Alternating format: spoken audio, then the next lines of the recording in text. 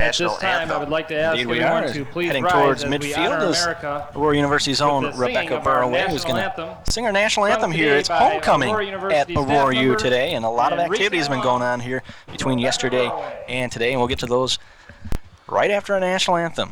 And Steve, I'm going to have to advise you not to sing along this time. All right. Oh, say, can you see by the dawn's early light what so proudly we hailed at the twilight's last gleaming, whose broad stripes and bright stars through the perilous fight o'er the ramparts we watched were so gallantly streaming, and the rocket's red glare, the bombs bursting in air, gave proof through the night that our flag was still there. Oh, say does that star-spangled banner yet wave o'er the land of the free and the home of the brave. And that's our national anthem here live from Aurora University. And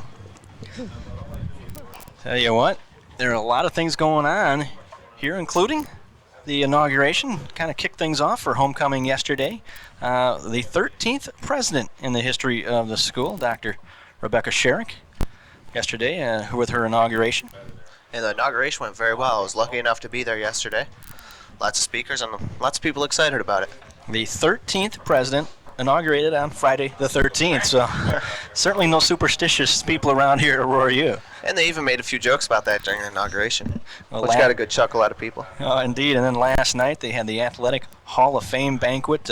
Joy Umenhofer-Nielsen, a George Williams College graduate from 1977, she was honored for her contributions to gymnastics for that school back then. And of course, George Williams College has joined with Aurora University a few years back, and she also was the U.S. Trampoline Coach of the Year for U.S. Gymnastics, and coached the Trampoline World Championships in '99. So she's been on a national level in that arena, and trampoline was an Olympic sport for the first time here just a few weeks ago at the Sydney Olympics as well.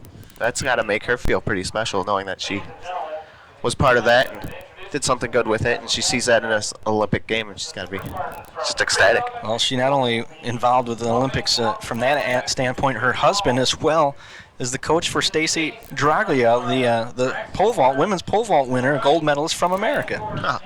And that's just amazing. I guess two good talents always come together, and she found a good one with her husband, and now they're both involved in such a great thing as Olympics. Indeed, Joy lives in Pocatello, Idaho, which is also where Stacy is from. Also, Mark Proctor, the longtime West Aurora girls head basketball coach just down the street here. He's a 63 graduate of Aurora University. He was inducted as well, and it was good to see the old Spartans head coach, Roll Berg. He was the presenter for Mark Proctor last night. That was kind of neat. Those guys have seen a lot of basketball over the years, and of course, Mark Proctor's teams as recently as last year were downstate in Class AA in basketball. Also, Bernie Noble, a 59 graduate of Aurora U, was inducted. Actually, his daughter accepted, gave the speech for him, and accepted for him as Bernie passed away here a couple of years ago. So he was honored as well, though, for his contributions. He was the Male Athlete of the Year in 1958 for his abilities on the baseball field. As a matter of fact, right now here at the center field, we just had the coin toss. It looks like Lakeland is going to receive to start things off. The Spartans are going to kick to them toward the north. And to show good sportsmanship by the Spartan captains, shaking the hands of all the Lakeland captains. It's always good to see. I was going to say, as we go on, we'll get to these other ones. There were 3 teams that were inducted as well into the Athletic Hall of Fame. Also, there were other alumni awards this morning at another banquet brunch this morning, and alumni football, alumni baseball. We'll get to all those things as we go along. But meanwhile, here are the Spartans come in, like you mentioned, a 17-game conference winning streak. They have yet to lose in the Illini-Badger Conference, and as we come into today's action, the Spartans are right on the tails of Concordia of Wisconsin. And Concordia won last week, and 2 weeks ago they actually beat Lakeland, score 38-0, which saw sophomore quarterback for Lakeland throw 5 interceptions, making his total 14 for the year, including last week. And that's going to be his big weakness today, and hopefully we can get to him early and disrupt their whole game. Well, indeed, exact contrasting styles. The Spartans are going to run the ball, probably pound it on the ground some, and Garrett Meyer, of course, gives them another offensive option throwing the football. But Lakeland, on the other hand, they're dead last in the conference in rushing, but they are up there in the top in passing. And again, the sophomore Kevin Cox will be the starter today. He's 88 of 139 in the season for 905 yards. He's thrown 6 touchdowns, but as you mentioned, 14 interceptions, and 5 of those, and a loss to Concordia, Wisconsin, who is, the team that the Spartans are gunning for. They got to take care of business here in the next 2 weeks to hopefully match up for that November 4th, the last home game here for the Spartans against Concordia, Wisconsin, and hopefully that will be the game to decide the Illini-Badger Conference title and the automatic bid for the NCAA regional. And with today, if they pull out a victory, and hopefully a big victory, they can send a message to Concordia, Wisconsin saying, hey, we can play too. I mentioned regional, probably playoffs would be the way to describe it in football. It's in the other sports you go into the regional, but also he's going to have some good targets today. David Wolf, 27 catches for 228 yards coming into this game, and Calvin Thomas has also caught 23 passes for 289 yards. They certainly are going to put the ball in the air. There was a lot of points scored last year when these two teams met, wasn't there? It was 49-32, and AU won, so hopefully we can repeat what we did last year. Maybe not allow as many points, but keep it up there. Yeah, high-scoring game indeed. And Spartans, like you say, try and keep their high-powered passing attack under control and probably grind out the clock on the ground. And again, Lakeland comes in 2-1 in the conference, 2-3 overall. The Spartans are 3-0 in conference and 3-2 overall. After those first 2 tough defeats to start the year out, the Spartans have been pretty good since then. I was looking over Lakeland stats today, and I noticed that their pass defense isn't too great, or isn't what you would expect out of a team that is 2-1 in the conference and almost at top, and that could be something that Aurora's going to use to their advantage. I can't help to think that Coach Scott is just going to run the ball. He might try throwing a little bit more today than normal against a team like this that has such a poor pass defense. Ryan Glab is going to kick off for the Spartans. 3 deep men. The main one back there, number 7, Bo Heinemeyer, for the Muskies in the middle. And here we go. We're underway at Aurora U. The opening kick. This is number 10, Corey Roberson on the return. He's dropped down at about the 27-yard line. Well, I mistakenly said Bo Heinemeyer. That was actually Calvin Thomas, who was the deep man in the middle for the Muskies. Let's go to the Spartan defense. You got him there, Chris? Yep. For left end, Todd Bassage, number 64. Defensive tackle, 99, Joe Thompson. And Corey Harris, number 76, right defensive end. Number 97, Jeremy Benson. At free safety, we have number 4, Kip Daniels. Our linebackers are Brian Richter, Brandon Schweiner, and Jason Araki. Our cornerbacks are Martin Kern and Craig Revetter. And our strong safety is Tony Ruby. Right away, Kevin Cox goes to the air. Quick little down and out to Calvin Thomas. Well, 5 wideouts, the very first play from scrimmage. 5-man front, no running back. 5 guys, 3 to one side, 2 to the other, and I guess they're going to go to the air, huh? I guess we were right about that, to say the least. And Lakeland's going to make our linebackers work, and sometimes you might wonder if maybe Coach Scott will pull out a linebacker and throw in a defensive back just to even that out a little bit. But we'll have to see what the game does. Well, they pick up 5 in that first play, 2nd and 5. Cox again takes his time, looking the side to the left. Almost picked off by a linebacker right there was Brandon Schweinler. Yeah, a sophomore from Rockford, Illinois. He almost got that. That's what the Spartans need to do. They need to get to the quarterback early, and even if they're not getting the interceptions, come close to those interceptions. Make them think a little bit. Well, a quick slant pattern to the inside, and those quick, short little 2-3-step drops, it's going to be hard to get some pressure on him. But if the linebackers are in there, everything's kind of bunched up and get their hands on the football perhaps. So 3rd and 5. Jim Cox rolling left this time, looking, he's got a receiver there, pump fakes, goes back to the middle of the field, he's got a receiver who makes a nice grab before Craig Revetter is there to knock him down, but a nice catch by Lee Swigum, the senior from Watertown, Wisconsin. Pass complete to Swigum. And number 5, Craig Revetter, saying that wasn't a catch. From what it looked like up here, it looked like the ball hit the ground as soon as he landed, and might have not been a catch. But the ref said it was a catch, and now we got a 1st and 10. Well, you saw a shot of Jim Scott there, the head coach of the Spartans. Been their man ever since 1986 when they reinstituted football. And as often as times we see with Coach Scott, he's a little disgusted early, and he just walks completely the other end away from all the other players. He's just kind of away from the action. There's Lakeland running the ball, something they're not too good at. It kind of shows right there by only gaining about a half a yard. And the Spartans right on top of that right away. David Wolf was the ball carrier, a junior from Sheboygan Falls, Wisconsin. Jim Scott often will just let his staff handle things. He tries to stay out of the way to some degree. He'll make some of the big decisions, of course, but certain times he just moves away and lets everybody handle things. There's a draw.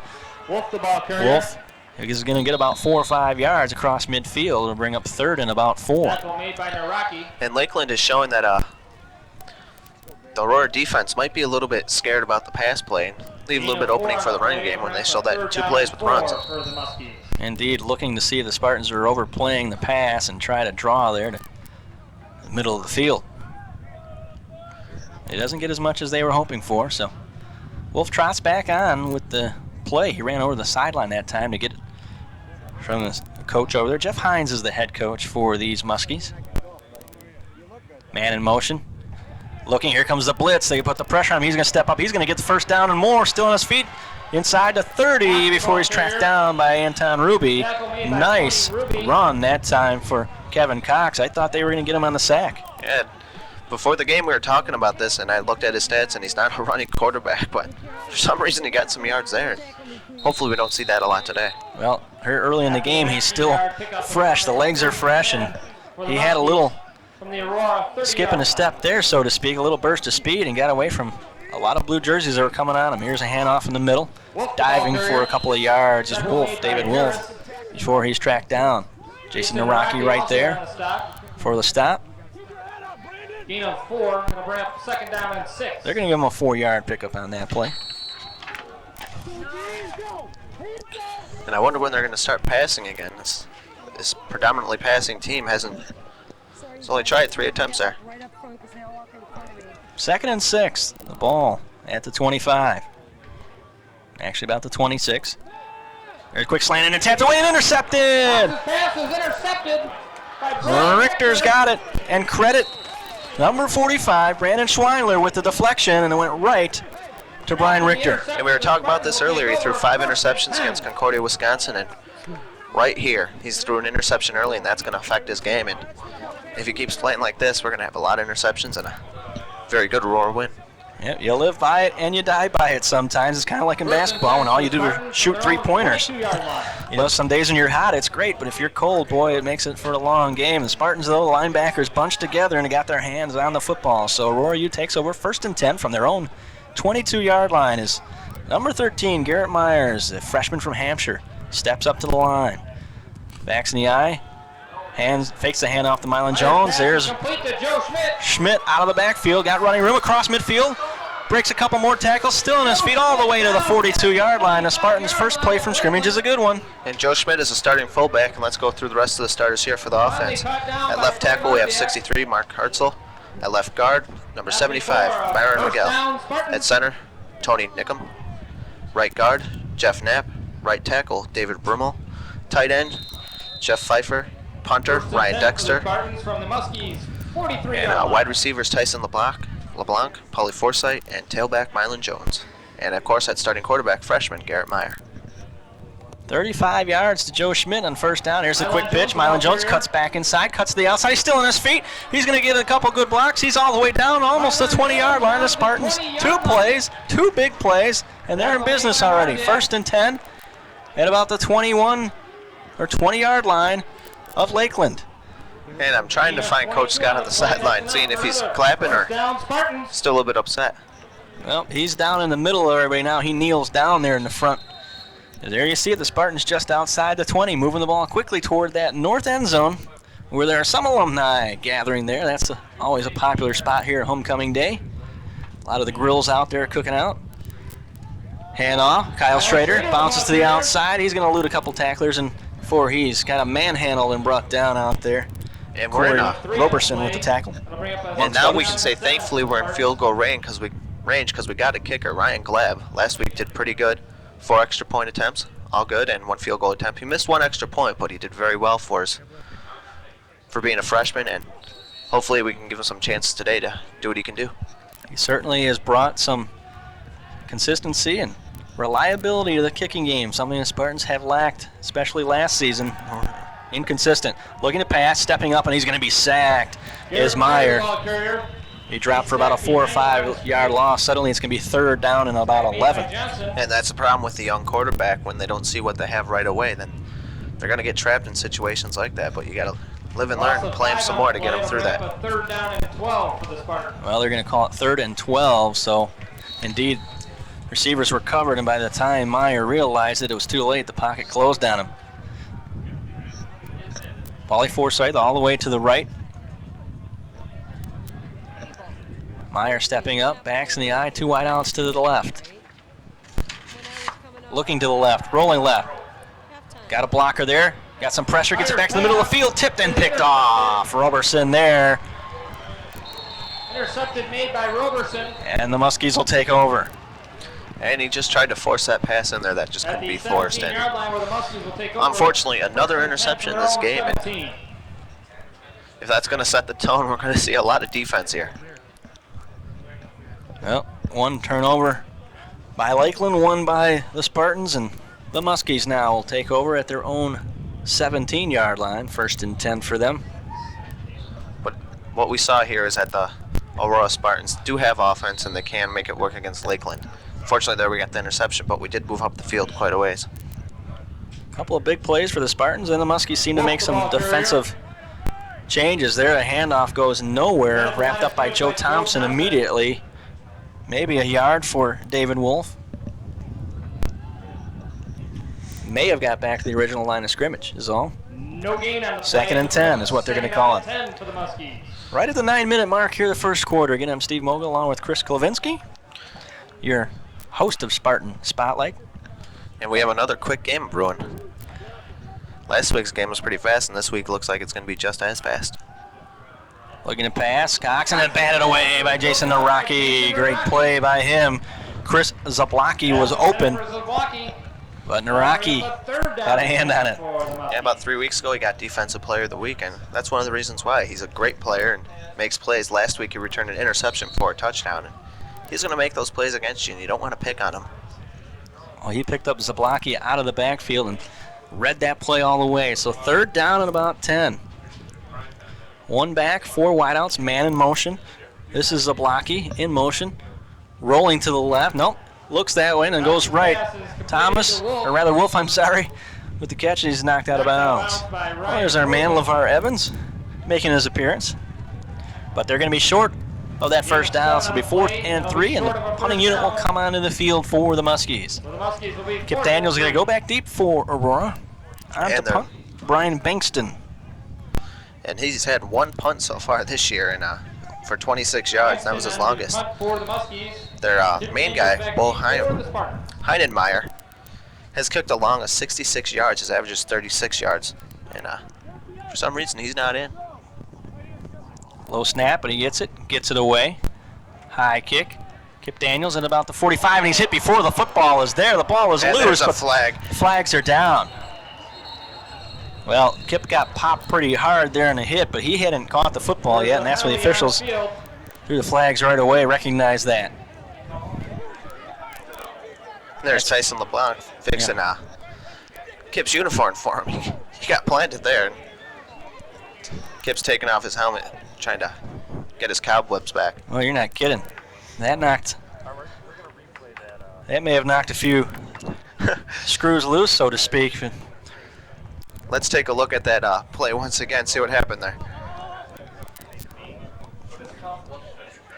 Boom! There you see a hard hit before the ball was there, and the ball popped free, of course. And that hit was by number 31, Personal foul against the Phil Muskies. Bachner. Freshman from Greenfield, Wisconsin. So after the personal foul, it's going to move the Spartans all the way across midfield, where they will have 1st and 10 at the 38-yard line of the Muskies. I imagine I should get to the officials here, by the way. Our referee today, Tony Cannella. Those are Umpire officials. Tim Owens. Linesman Matt Peterson. Line judge John Bork. Field judge Ken Kessler. And side judge Kevin McMurray. That is the officiating crew here for today. They're the ones on top of that with the flag. Handoff. Mylan Jones, the inside, gets a little there. I thought they were the prison cleanup crew, but hey, officials. Gain of a yard on the crew, play. sorry. The Zebras Bring up a second got the down stripes and 9 out there. for the Spartans. Welcome to AU Field, where we now have a zoo. In the old days, they wore those pinstripes in prison, right? Nowadays, it's all orange jumpsuits or something like that, isn't it? Or maybe it was just pinstripe black and white, because that's how movies were back then. Yeah, that's right. All those old movies were in black and white, so they just decided to stick with it. That and the fact they didn't think any team would wear something looking Kyle like that. Schrader, Here's ball carrier. pitch out to Kyle Schrader. He's only going to get a couple 3 yards before he's brought down. So it's going to be 3rd and long for the Spartans. Tackle made by Dermody. Well, actually 3rd and about 5. Gain of 5 on the play. It'll bring up a 3rd down and 4 for the Spartans. And let's see if they're going to let Garrett Meyer try to throw that football again. Spartans try to mix it up here early on, and anytime Myers looked to throw, they've put some pressure on right away. Anthony Armstrong, his first carry today, bounces off one tackle. He's going to get the first down on a second effort before he's finally dragged down. He's down close to the 25-yard line. Anthony Armstrong is just first down. a great running back. Last week, 2 running TDs. For another first down. This week he picks up the first down quite easily, and he's a bright spot for this team. Well, he gives them another spark, a little foot speed there, a little quicker ball carrier, and he gets the first down yardage. So 1st and 10 for the Spartans at the Muskies 25 as the Spartans again try and work their way into the red zone, as they say, inside that 20-yard line. Hand off this time. Joe Schmidt bounces the outside. He's got running room and some more. Straight arm and finally run out of bounds about the 9-yard and then totally dragged way out of play at the end of that by Corey Roberson, but no flag. After the 15-yard gain. And the refs are kind of letting a few things fly here. Of course, that one hit with the punt didn't fly, but something like that can't always let go. Well, he was giving him the straight arm for quite a while there, and finally dragged him down way out of play, but not before he picked up 15 quick yards. 1st and 10 for the Spartans. 1st and goal, as a matter of fact, just inside the 10. Again, Aurora U knocking on the door to that north end zone. Backs in the eye, quick pitch. Mylan Jones cuts the inside, dives forward to about the 8-yard line is all. And number 25, Justin DeGroot, kind of took him out by his Lift legs. Up by DeGroot. Got him down there. And DeGroot read that play quite nicely and shot through, upending him, the linebacker from Oconto Falls, Wisconsin. Getting the Lakeland Muskies, 2-1 in the conference, 2-3 overall. And Sheboygan, as well as a lot of other areas of Wisconsin, a lot of good muskie fishing up that way. Probably an apt nickname for that team. Hand off the inside. Kyle Schrader, nobody. He's going to hit him initially, and he's going to get all the way inside, almost to the 1. Thought he was going to get in there, but a nice one-on-one tackle. Down inside the 1-yard line. He was just stopped at that line. He was going to hit, goal from the 1 for the I couldn't see Spartans. exactly who made the hit, but the guy that made it just stopped him in his tracks. So 3rd down and goal at about the 1-yard line. Tyson LeBlanc trots off, and now the Spartans. So who's going to call timeout? There is definitely timeout on the field. I didn't see the Aurora side signal. No, Timeout? indeed, it was the Lakeland side signaling for a timeout. They want to discuss things here before a big 3rd and goal play. So Burning a timeout with just under 6 minutes left in the first quarter. Don't forget, sports Hopefully fans, that won't to burn stop them in on by. All second quarter AU coming and at the end of that UWC half. alum and There you guests see are invited to attend the one of the post-game reunion Spartan party supporters beginning around at here, 5 p.m. the in AU Spartan tattoo, Club at so to 36 speak. East New York Avenue along the They're Fox everywhere. River in downtown Well, Aurora. and when you are everywhere, but here you can certainly keep track of the results of all Spartan sports on the Spartan Sports hotline at 844-3838.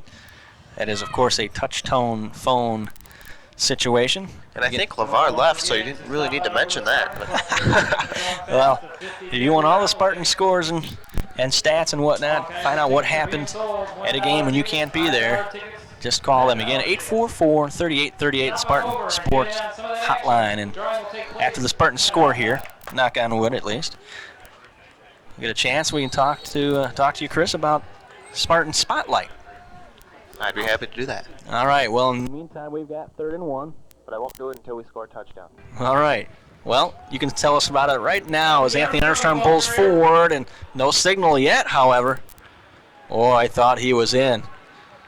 He didn't have to push far, so we should have it right here. Pretty close. Well, the offensive line, a couple of players point to the sideline and say, come on, we got to go for this. So it's going to be 4th and about a foot, it looks like. Spartans, of course, will go for it. 5.5 minutes to go here in our first quarter. No score yet from Aurora University. The Spartans and the Lakeland College Muskies.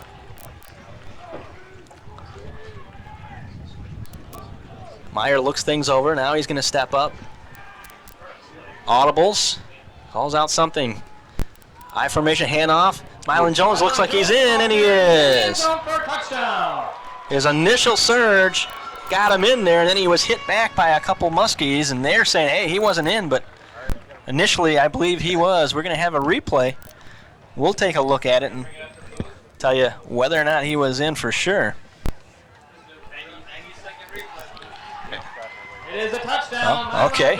I guess we don't have that replay. Official got in the line of sight of our handheld camera down there right at the goal line, but the official word is a touchdown. Take our word for it, they score. Indeed, Mylan Jones gets the high five as he comes off. So Glab's on for the extra point kick. Van Opdorp holding for him. The kick is up. It looks like it's good, and indeed it is. He almost had that blocked by number 12, I think it was.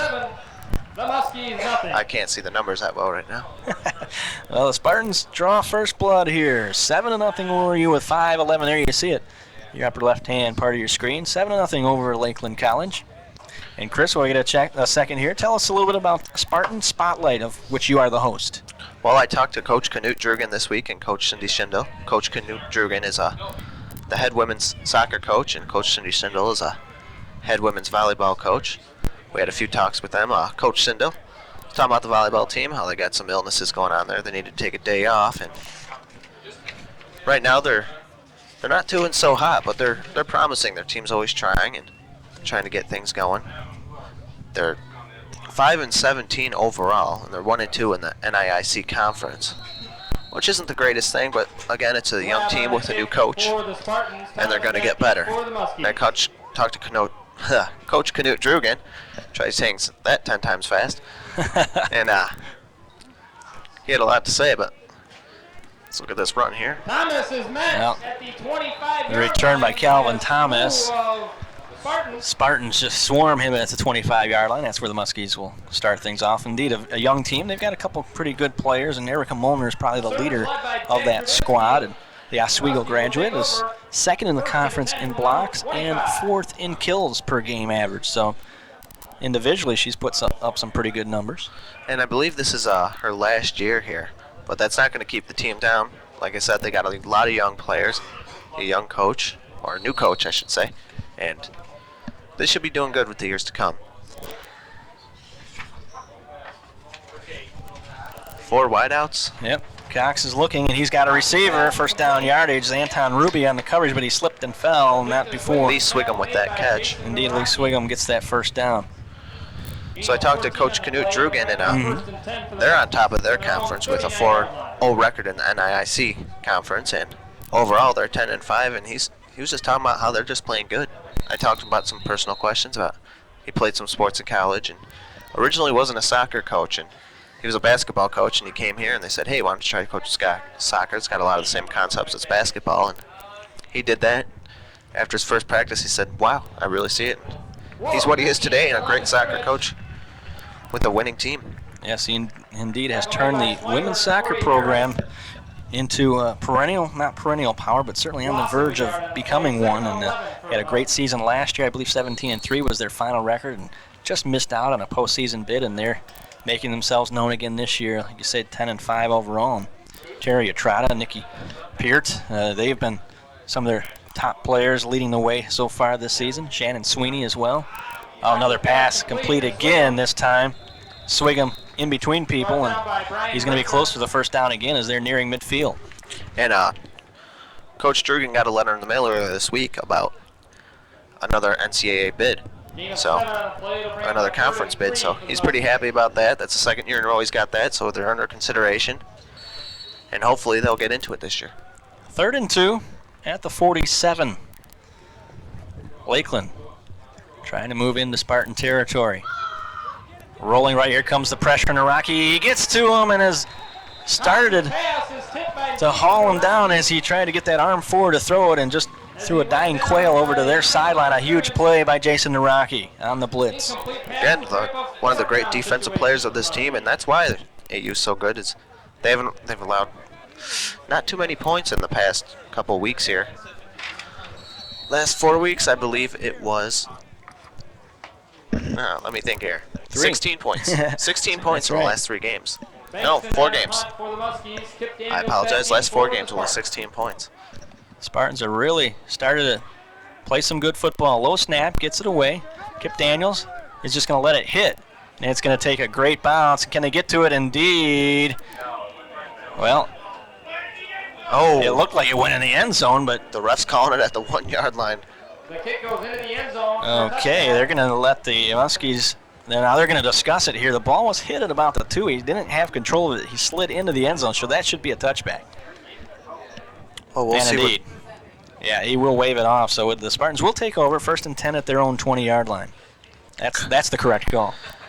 And Coach Scott just has to be holding his heart right now because he almost, 1st and 10. I'm sure he almost went out there and killed somebody for that one. And what most coaches would do.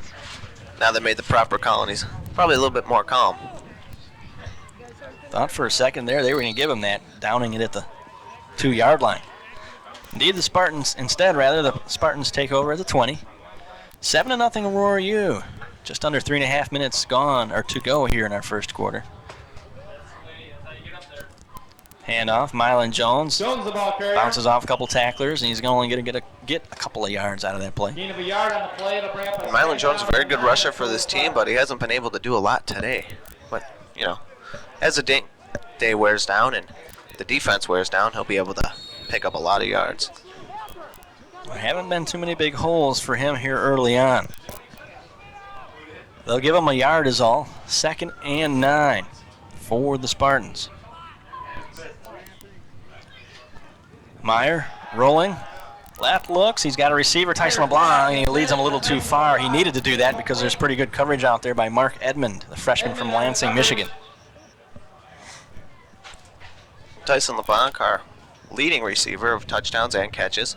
After last week, he had a great game last week, 2 touchdown pass catches, and I think both of those came from Garrett Meyer. 12 catches for 300 yards, 3 touchdowns on the season for Tyson before today's action. One of a dozen different receivers to haul in passes for the Spartans so far this year. By the way, last week, 2 weeks ago, we said that could be some sort of record when 12 different ball carriers handle the football for the Spartans in their big win over Concordia. Here's a pass across the middle looking for Forsyth, but way overthrown. So it'll be 4th and 9, and Spartans will have to punt. Last week, 13 guys handled the football. When I went back to look at the stats, so Spartans outdid themselves. And we had a lot of quarterbacks, too. Oh, indeed. Going in and out of that game, so. Yeah, I think we set an unofficial record for most quarterbacks to make an appearance in a game for the Spartans as well. Well, you just go down the list of quarterbacks. They all took snaps last week. And Coach Scott's just giving his guys a chance to play, giving them a show what they do. They gave Garrett Meyer the chance last week, and now he's starting this week. Ryan Dexter's punt is taken in by Swigum at about the 41, and he's met right away by a host of Spartans. And get maybe a couple of yard return. Lee Swigum seems to be one of the guys on the Muskies that does a lot, kind of like our Kip Daniels. Returns punts, he's a receiver. I haven't seen him on defense, but maybe we will later in the day. No, he's one of their main seniors. They don't have very many of them on their roster. See a lot of freshmen and a lot of sophomore. And a good number of juniors, but not too many seniors.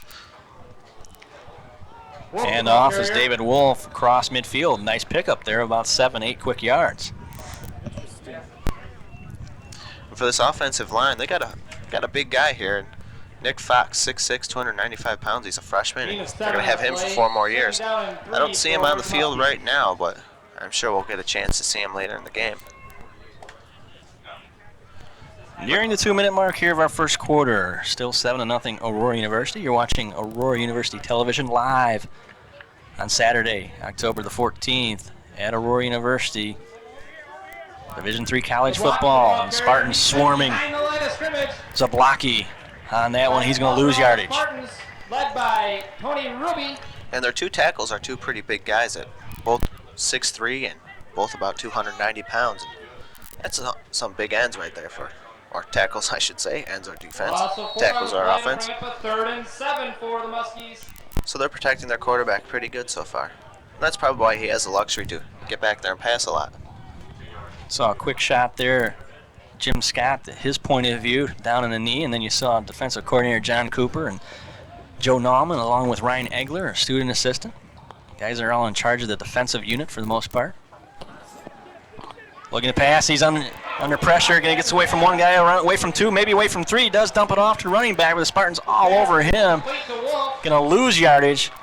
Again, Ryan Richter is gonna get credited at the end of that with a tackle. He and Robert Watson, but a lot of other guys put pressure on before that. He's just barely missed 3 sacks right there. And he's a very lucky quarterback to not have been drilled into that ground. And he got a pass off, and they didn't lose many yards, maybe about a half a yard. But it's 4th down now, and they got a punt, and hopefully we can get another score here. Boy, they swarmed the sophomore from Willis, Michigan, Kevin Cox, but he did get it away. So 4th and long, about 10 yards. So. And Kip Daniels is back to take this. Oh, and we got a block. The Spartans have blocked it. Ruby looking to pick it up. He does, and he's knocked out of bounds immediately. The Spartans will take over in a humongous play, or huge play right there for Chris Cleary coming through in the long dive. Nobody touched him on that right side. That was a huge block, and it looked like he was just flying through there like Superman.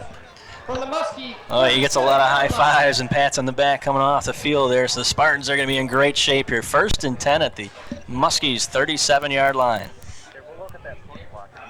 Let's take a quick look at that punt block again in just a moment here.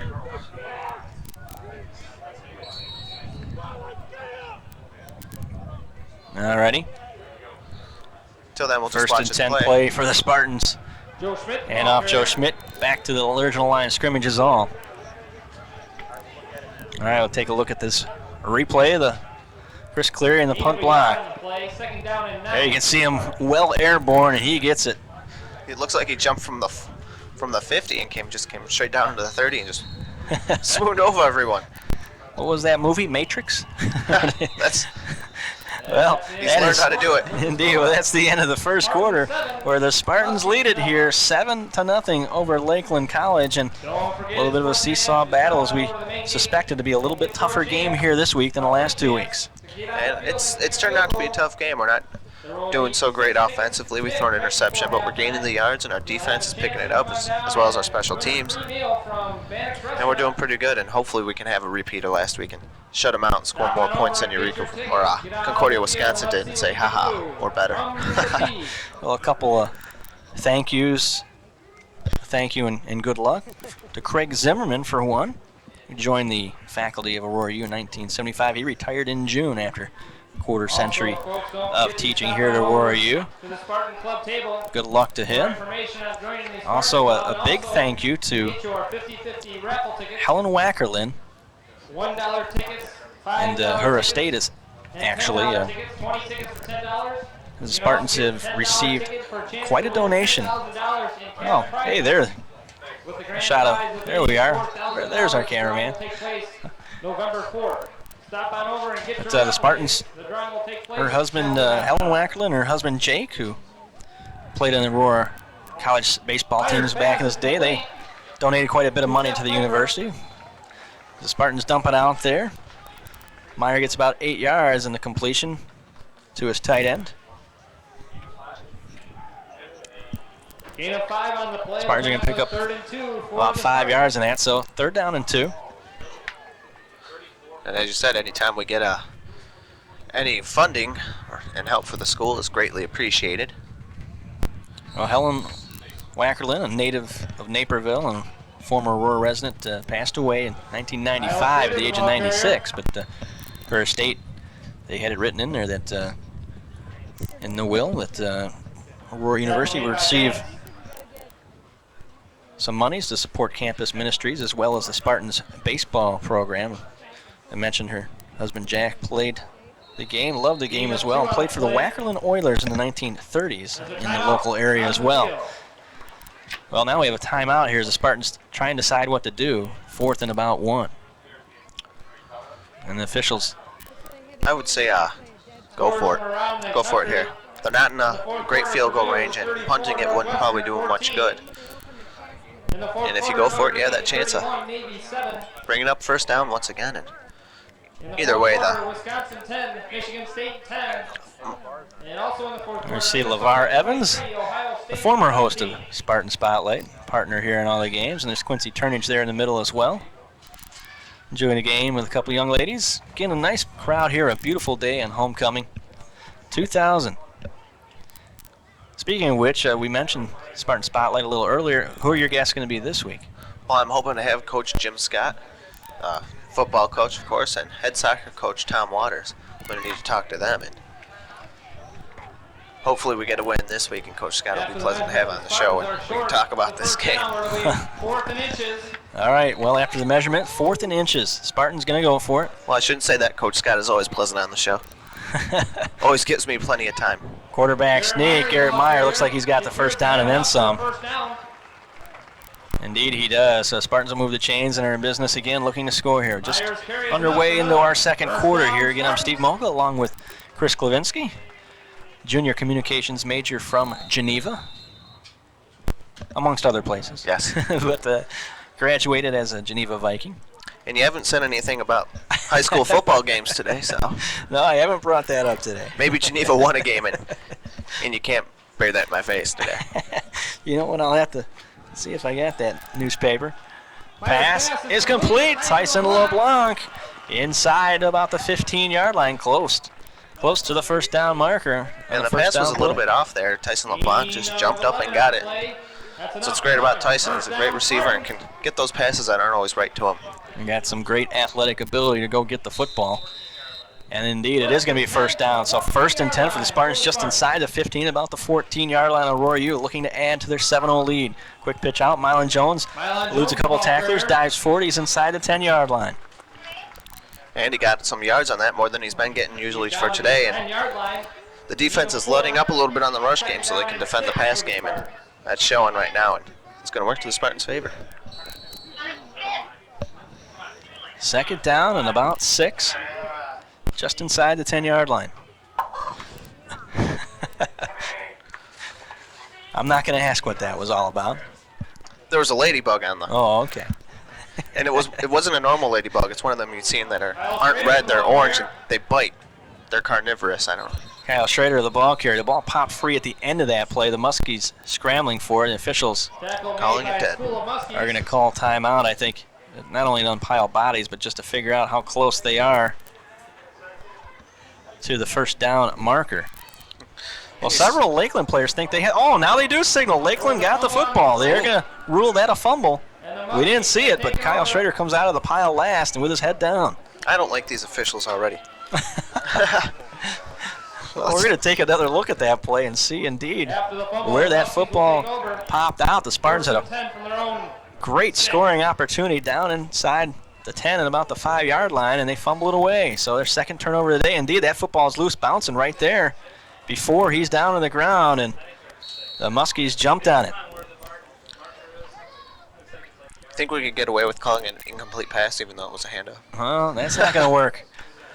Handoff inside. And tackle made by Tony Ruby. Anton Ruby. Now let's see if that fires up our defense to get them a little bit angry at these Muskies.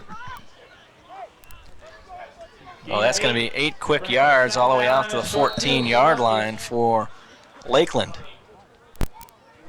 Big offensive lineman for them, Patrick I messed that one up. We talked about that earlier. Romanogly Wolf, the ball carrier. was the one that limped off at the end of that play. 6'3", 296-pound offensive lineman. No gain. Tacklers led by He's Joe just Thompson. big guy, and he's one of their starters. 3rd down and 2. Magnoli. That's probably the correct pronunciation. Going to slow down there. And number 75 is on the field for Lakeland, and we don't have him on here. So we'll just call him the masked offensive lineman. I'm not sure. The unmarked man. 3rd and 1. Handoff. Cuts back to the inside. Going to be close to that first down as Zablocki. Let's see where they mark it and whether or not it'll be 4th and they'll be looking to punt. He's short of the first down.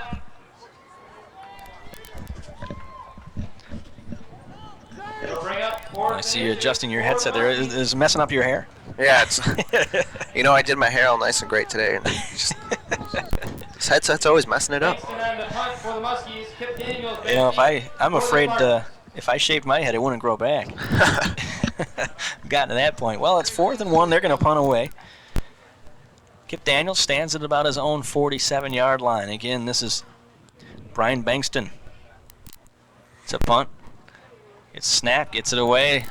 Low end-over-end kick. Kip Daniels at about the 46. Cuts one way, comes back the other way, gets a good block. He's going to get some more yardage. Inside, and the football's loose. He gets stripped of the football at about the Looks like 36 or so. And looks like the Spartans have that, though. indeed, it looks like the Spartans did recover it. So they got a couple extra yards because of it. Coming out of there with the football, Jason Langston, the junior from West Aurora. And he's a defensive lineman, so at least we know he can get to the ball. Fortunately for the Spartans there, they avoided their 3rd turnover of the game. And Martin Kearns walking off the field a little bit in pain. Hopefully he's all right. He's a senior from Chicago, Illinois. Martin is going to be tended to immediately by the training staff. Again, the Spartans have a great sports medicine program here. And there's Coach Scott. Well, there was Coach Scott. Looking right, looking long, pump fake. He's got a receiver, Paulie Forsythe down there, and a great defensive play knocked away by Malcolm Banks, but he may have made contact before that. The flag flies, and let's see what the officials got down there. He just underthrew him a little bit. And Forsythe looked like he went for the football, and perhaps Banks had his hand on him. Indeed, that's what it's going to be, pass interference. That's going to set the Spartans up pretty nicely now. Very good, very good. And, you know, you don't always like to get touchdowns off penalties, but, you know, if the other team cheats, we'll take it. Well, after the penalty, the Spartans are going to have the football where now? They're trying to figure out where to line it up at. Oops, the chain gang moved a little prematurely. Now the officials are looking over at that side going, hey, hold on a second, guys, where was the ball at again? Now, what do you think about pass interference? Do you think it's a call that should be made, or like get a little aggressiveness over there at the ball? Well, hey, they're both going for the football. I don't know. Well, after the penalty, it's going to put it inside the 20 at about the 18-yard line is where the Spartans will take over, 1st and 10. Just under 10 and a half minutes to go here till halftime. The Spartans lead 7-0. Looking again, knocking on the door again. This is the 4th time the Spartans have been inside the red zone. Joe Schmidt on the dive, close to the 15, about the 16-yard line, a couple of yard pickup. Tackle made by the group.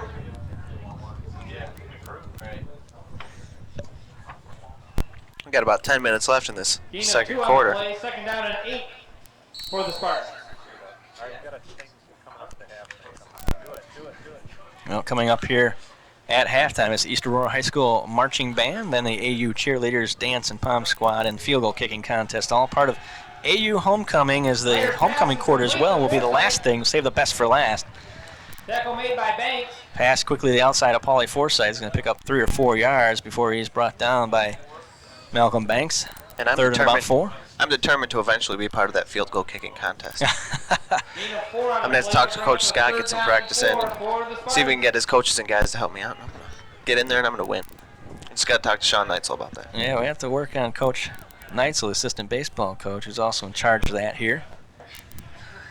Kicking contest sponsored by Bannock's Restaurant just down the road here from Aurora U.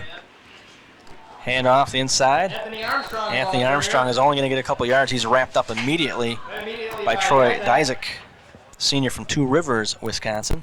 So they're going to be looking at a 4th and about 2. And an interesting note about Sean Neitzel, he was also put into the coaching spot for the men's golf team, where they have 3 players that are in the top 15 in the conference. And they just finished up their whole season, and they did pretty well for themselves. Well, he'll be a nice addition there in that capacity. And I could always have him on Spartan Spotlight next week as well. Well, indeed. He's got to talk about golf. Uh-oh. And there he's looking at it. Meyer stumbles on 4th down and goes down, and he's going to lose plenty of yardage on the 4th and 2 play. So the Spartans again come away with nothing as Lakeland will take over. Well, Sean, Meyer brought down behind the line of I scrimmage. give him a hard time about his golf game, and mine isn't much better. So, but yeah, he fill in as interim golf coach. and among his other duties. 1st and 10 for the Muskies now. At the 15-yard line. Shotgun formation this time. New quarterback. Brett Lubke rolling. Throws. He's got a receiver out there. The low pass is incomplete. Intended for Calvin Thomas. Lubke, a 6'5", 218-pound sophomore. Also from Two Rivers, Wisconsin. Yeah. And we see the offensive units getting a little talk there by Coach Scott on the sidelines. Well, we can see that. Everyone at home cannot. And he's just letting them know how he feels and what they can do to improve.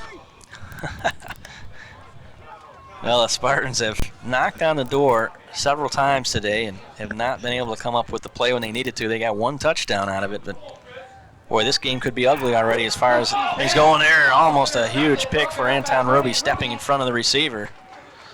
Another batted pass by this Aurora defense. A lot of them, and well, that's what you're going to get when you're playing a passing team. Well, you know they're going to the air. You know they've got this quarterback in just for that purpose and take a few chances. 3rd down and 10 now. 8:23 to go here till halftime. That first quarter seemed to go a little quicker. Now our second quarter is going a little slower, dragging along here, but we don't care as long as the Spartans are ahead. Looking long. He's going to step up, try and scramble, and he's brought down. Jeremy Benson gets him before he can get completely out of the pocket. He'll pick up about 4 or 5, but it's going to be 4th down and long, and they will punt again. Looking at the stats sheet here, I see the second quarter for the Huskies is usually their scoring quarter. So, you know, this is when they usually score, and well, they always scored every quarter, but this is probably their best opportunity when they play their best, from what it seems on the stat sheet anyways. Kip Daniels stands at his own 42. Bankston stands at about his own 3. Good snap. Kick gets away and almost blocked. He's got to get one off, gets it straight up in the air. It's going to hit and take a nice bounce for Lakeland and go out of bounds about the 42-yard line. Boy, he got lucky, but almost blocked right there by Jeff Schroeder. Another great play. And Kip Daniels, I just like saying his name a lot, but he's walking off the field disappointed because he's not getting to touch the ball at all. He's not getting too many opportunities to return it today, but Schroeder gets some high fives from teammates coming off. He's going, man, I don't know how I missed it. That's because the kicker changed his trajectory, changed the angle to get that football away. Otherwise, it would have been blocked if he would have tried the normal kick. But Spartans are in business again, 1st and 10. This time at Lakeland's 42. Mylan Jones off the right side, bounces off 1 or 2 tackles before he's brought down. Gain of about 5. And he's slowly gaining more and more as the game goes on. And by the 4th quarter, he's going to be gaining.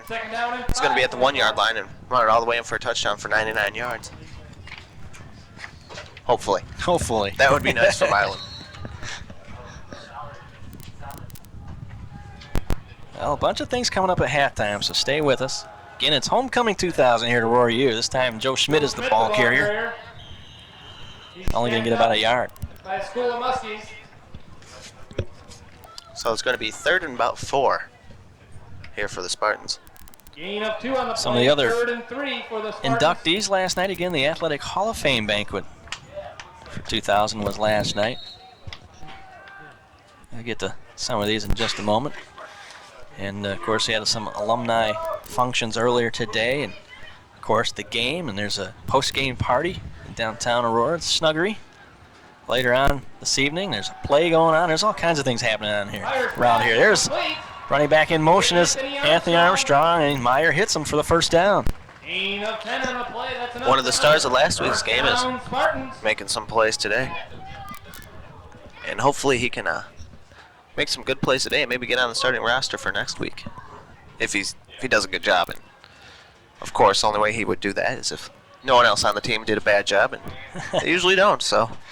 Well, the one thing about Spartans, they interchange quite a few parts in that backfield and the linebackers as well. It's not a big deal to be the starter.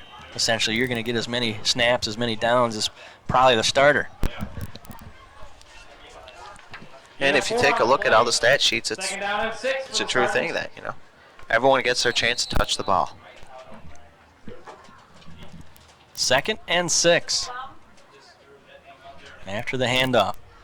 Spartans again looking to head to their 7-0 lead.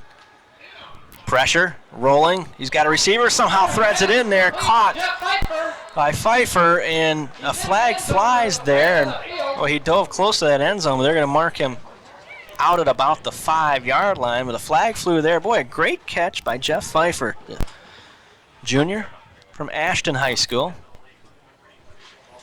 Let's see what the officials come up with here. Some Spartans are clapping. They're saying it's against them. Indeed, it's a holding against Lakeland. Pfeiffer trying to get open. Somebody must have grabbed a hold of him before the football headed in this direction. So the Spartans again are going to be in great position. And let's take a quick look at that play once again, and maybe we can see the penalty in there, and we can see his great catch and run after. Well, there it is right there at the end of this thing. Maybe just missed. There's the flag flying. The hold was before that. They said he stepped out at the 5, so first and goal from the 5 for the Spartans. Back to live action. Hand off. Mylan Jones bounces the outside. He's still on his feet, diving for the end zone, and he's got a touchdown. What a great run by Mylan Jones. And that's why he is one of the premier backs of the Spartan squad, because he can do plays like that and get into the end zone when it needs to be. Oh, he's got a great combination of power and some speed and some moves, and that time he used all of them. 5-yard touchdown run. I guess we can call that a dive. 5-yard dive as well. Ryan Glab on to attempt the extra point. John Van Opdorp, the backup quarterback now, and the situation is his holder. Looking to extend the Spartan lead, and it looks like he does. Indeed, the kick is up and good, so now the Spartans jump ahead 14-0 with 5:40 to go here till halftime. The Muskies nothing. And Garrett Meyer's not doing that bad of a job as a starting quarterback today. Indeed, the freshman has stepped right in, picked up not necessarily where he left off last week, but he's moved this offense, and they've been down there. The chances to score several times, and they've had a couple turnovers, but they've also scored a couple of touchdowns, and that's what they lead by here. That's what you need to do. You need to score touchdowns to win games. And, well, unless it was last week when you just need to kick a couple field goals. But stick around for some exciting halftime entertainment. Well, the East Aurora High School marching band is kind of entering the field now, as a matter of fact, towards the north end and working their way around the red and black. Tomcats have made a little resurgence on the football field this year. They won big over DeKalb last night, and I believe that's 4 wins for them now. And you can go back in the last 10 years, I don't think they've had 4 wins basically combined, but that's not fair to them, obviously. They have done more than that, but they've gone through some tough times, looking for their first 500-plus season in almost 20 years. High kickoff, taken about the 11-yard line. This is Calvin Thomas, bounces off a couple players. Oh, he's still on his feet all the way out to the 30, to the 40. He's finally dragged down at about the 43-yard line. By number 57, Chris Cleary. Indeed, Chris. 6'3", 195 pounds from Peru, Illinois. Went to LaSalle Peru High School. Chris Cleary with the big tackle there. And he's only a sophomore. That means we got him for a couple more years and develop him into a nice, fine young player. Oh, there you see Jeff Knapp getting an ankle wrapped there by a trainer. Probably an ankle sprain of some sort. Sure, he'll be back in the game. But 1st and 10 here now for Lakeland at their own 43-yard line. They'll start in pretty good position. They've got 5.5 minutes to work with here before halftime to try and get on the board and stay in this game. Well, you mentioned LaSalle Peru. Chris Cleary, have you ever been down there to the bowl, as it were? I don't think I have. I might have driven through it, but never stayed down there. It's a rather hilly area in the football stadium, built right kind of on the side of the hill there. Nice little facility down in kind of a bowl situation for high school football. Lupke looking to step up. He's got a receiver out there, and he just leads him a little too far. Lee Swigum. Boy, that one was there. He catches that in stride. That's 6 points. That's unfortunately he didn't. It was so overthrown just a tad. Yeah. Well, isn't that too bad? We'll take it. It'll be 3rd and 8 now from the 45. Lakeland Figuring out what they're going to do here. Lupke brings them back out. 3 wide outs. The lower side of your screen, 1 to the top. 1 back. He rolls to the right this time. Here comes the pressure. They're going to force him all the way to the left. Now he's going to go long again. He's got a receiver out there, and he's going to overthrow him too. And what is this? A flag at the end of that, and I didn't see it. I did not see that. Anton Ruby right there, step for step with him. Boy, oh boy. Well, again, if you put the arm out in any way, shape, or form and make contact, they're going to call you. Well, it's going to be holding against the Spartans. Apparently, when that receiver did take off and get past Anton, get a step on him, he grabbed a hold of him. So instead of 4th down, and they were going to have to punt it back to us. Now they get their 1st down and another chance. Indeed, they're going to be across midfield into Spartan territory at the 45-yard line, where they will have a fresh set of downs. 4:34 to go till halftime. Spartans ahead 14-0 over Lakeland College from Sheboygan, Wisconsin. Again, the Spartans looking for their 18th consecutive Illini-Badger Conference victory. They have yet to lose in this conference in 2.5 seasons. Hope I didn't just jinx them by mentioning that. Hand off the outside. David Wolf being chased by Martin Kern and dragged down, knocked out by Kip Daniels right in front of the Spartan bench. Almost took out a couple Spartan players on the sidelines there as well. Yeah, you got to be alert when you're not in the game. Yeah. You got to make sure you're watching what's going on in football for sure. In baseball, you better not be sleeping in the dugout for those line drive foul balls. Now, Steve, I got a serious question to ask you for today. Uh-oh, I hope I have a serious answer. What are we going to do for lunch? Well, where's LeVar at? He usually helps us out with that. Yeah, I smell pizza, and I don't see where LeVar is. Every time I smell pizza, LeVar's soon to follow. 2nd down and 3. Spartans again trying to get to the quarterback, put pressure on him. He gets away, and he's going to get the 1st down before Kip Daniels knocks him out at about the 30. Official also got knocked down way over there on that far side.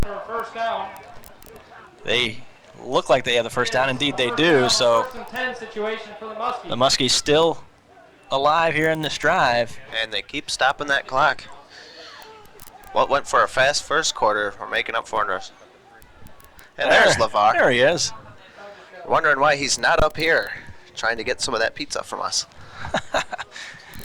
Again, coming up here to halftime, the East Aurora High School Marching Band, the AU dance team, I believe the Palm squad as well. We've got the kicking contest, and we got the homecoming court. Homecoming 2000. So don't go away. Stick with us at halftime. David Wolf again, the ball carrier, is going to pick up about 3. Gain of 4 on the play. 2nd down and 6 for the Muskies. Well, I said I was going to mention the rest of these inductees for not only the Athletic Hall of Fame, but some of the other distinguished alumni that were inducted in the Spartan Hall of Fame earlier. And get to some of that at halftime as well, probably. Says in the meantime, we've got to stop him. Lupke quickly down and out. He's got a pass complete out there for 1st down yardage. That is Jason Ingram, the junior from Gladstone, Michigan. Tackle made by Craig The Rivetta. Muskies looking to score here, but the Spartans defense has not allowed a single score in over 7 quarters, so 18-yard line. let's make that 8, make it 9, and then 10 for the end of the day. I know John Cooper, defensive coordinator, would certainly like to throw another shutout here today. Right now, though, Lakeland again looking to put some points on the board. They were in this position earlier, and the Spartans got an interception. Shotgun, looking. So he's got a receiver out there. He's looking to the end zone, and there's a mix-up there somewhere because He threw it to Kip Daniels, and well, Calvin Thomas went right, and he threw it left. Let's put it that way. he's supposed to throw it to the white jerseys and not the blue, and Now, he receiver threw it, quarterback miscommunication, and it happens. yeah, he threw it to the green that time. He just threw it to the ground and to nobody. We'll take it, though. 2nd and 10. 3:35 to go till halftime. Can a team declare the field as a player? No. No, I didn't think so. But remember, the ground cannot cause a fumble. 2nd and 10. 3 wide outs to the right. Here's the blitz. He looks left instead, a blitz indeed, and he gets it away. He had to rush it. For Ingram. Intended for Ingram, and Craig Rivetta there again on the coverage. Craig Rivetta. The pressure again, the Spartans, boy, about every other play are really, they're trying to get to the quarterback, put some pressure on him. Don't let them stand back there and just pick away. And putting on the pressure on him, it shows right there that, you know, every time I've seen them put the pressure in, it's not caused a problem, and it's been good. The quarterback hasn't been able to do what he's supposed to do. You saw a good look at Craig Rivetta there just a second ago, Chris. Are we going to put him to work during basketball season again? He ran camera quite a bit last year. Should get a helmet cam for him out here, and we could really have some fun. Oh, there's the blitz again, and he just dumps it away to Wolf, throws it at his feet to get rid of it. And boy, Lupke somehow got away from the sack again, but that's a huge play for the Spartan defense, and now it's 4th and 10. And now they have a decision to make. Are they going to punt it, try to kick a field goal, or go for a score? Looks like they're going for the score. Well, they got to get some points. They got to go for it, 4th and 10, and with this passing attack, they can pick up 10 yards, no problem, if they can get a receiver open. If they can get away from the pressure the Spartans have been putting on them. So this is it, 4th down play. Hear a little noise from the homecoming crowd here at Aurora U. Shotgun formation. 3 wideouts one side, 2 to the left. Here we go. Steps up, pressure, Bassage coming after him. He's going to take it himself, and I don't think he's going to get there. He's going to be awful close, but he's going to be short by about a yard or so, and the Spartans will take over. A nice open field tackle that time. It looked like by Ryan Posen. And he is short of the first down, where the Spartans will take over 1st and 10. Let's see what the Spartans offense is going to do here. They had a nice talk with Jim Scott. He probably got them fired up. Well, and we're going to ready something here pretty soon. All right, well, again, here coming up at halftime, the East Aurora High School Marching Band, AU cheerleaders and dance and pom squad, and then field goal kicking contest, and the 2000 AU homecoming court, which I'm going to let you read all those. Oh. So you better study up now. Excuse me for a moment while I start reading my sheet. And off to Grant Shields. He's going to get a couple of yards, maybe 3. 2nd down and 7. Nearing the 3-minute mark here before halftime. Spartans up 14-0 and looking hopefully to add some more. Mark Vasco, the legendary voice of Aurora University, steps into the booth. And V, we missed you last night at the Athletic Hall of Fame banquet, but we understand you had some more important things to do. Sorry I was at the score. You had to work last night. Want to make a living, you know. Shields again, the ball carrier, and doesn't get much out of it. So it's going to be 3rd and about 7. Mark Vasco, indeed, can be heard now on the Score Radio, 670 AM. Some offensive changes there. Joe Schmidt's back in. Well, he's going to lose about a yard on that, so it's going to be 3rd and 8. So the Spartans were hoping just to milk this clock for the last couple of minutes, maybe move the football a little bit, but they need to pick up some yardage here so they don't give the football right back to Lakeland in good position with time yet to score. Shotgun formation this time, Garrett Meyer. Looking across the middle, he's got Bigham there. Rob Bigham with a nice diving catch in the 1st down. And that's what they were looking for, and that's why Garrett Myers put in this game, because he can throw the ball and he can push it upfield. There you see Bigham from Aledo, Illinois. So just when the Spartans needed it, they got it. 1st and 10 at their own 27-yard line, let's call it. Garrett Meyer showing off the gun that time, the quick slant pattern across the middle. Rolling right this time. He's got a man out there. It looks like Forsyth, indeed, Pauly Forsyth, right about the 1st down marker. So now the Spartans are back into the attack mode here and looking to move the chains again, and they do. And maybe get in the field goal range again. Ryan Glab has taken over the kicking duties and has been pretty solid. And he's been pretty good from about 40 yards or so in practice, from what I understand. Which is something that really helps our game out here for the Spartans, because, you know, if they have a good kicking game, they always have that extra cushion that they know they're going to get some points. Fakes the handoff, rolls left, steps back. He's got a man, 2 men in the middle. Nice catch again by Pfeiffer, the tight end. Boy, oh boy, the Spartans all of a sudden just picking them apart. Down to the 37-yard line. Jeff Pfeiffer with the grab. Garrett Myers just smelling it. He's smelling another touchdown. He's like, just let me pass because I'm on right now. Well, we're going to take another look at that play. A big gainer for Aurora U. 1st and 10 now at the 37-yard line. Back. Meyer going to scramble. We're taking a look at that. Meyer, the ball carrier. There's a pass in the middle, a nice grab by Pfeiffer. And Meyer just ran for about 9 yards there, or possibly 10. He's going to be close to that first down marker and the scramble that time for About 9 Garrett yards. Meyer. That'll bring up a second Up down second and initiative very for the short. Spartans. Spartans all the way down to the 27-yard line of Lakeland already. 1 minute exactly left here till halftime. 14-0 Aurora U, looking to add to it. And the officials are going to call timeout now for a measurement. So, and take a look and see whether the Spartans have 4 more downs automatically here to go. Paul Hefty, the offensive coordinator, having conversation with his entire offensive unit, it looks like, giving the signals. He's out on that field just saying, hey, do this. You know, early in this game, Jim Scott was at one end of the field where his team was at the other. Now he's got the headphones on. He's getting a little more involved in the game now. He's starting to call plays, or at least listen to what plays are being called and say, hey, I don't want that, I want this. Spartans are going to be short. There you see it by maybe 10 inches or so, less than a foot, or about a foot. Coach Scott wants this win. He wants it not only because it's a good conference game, but because it's homecoming.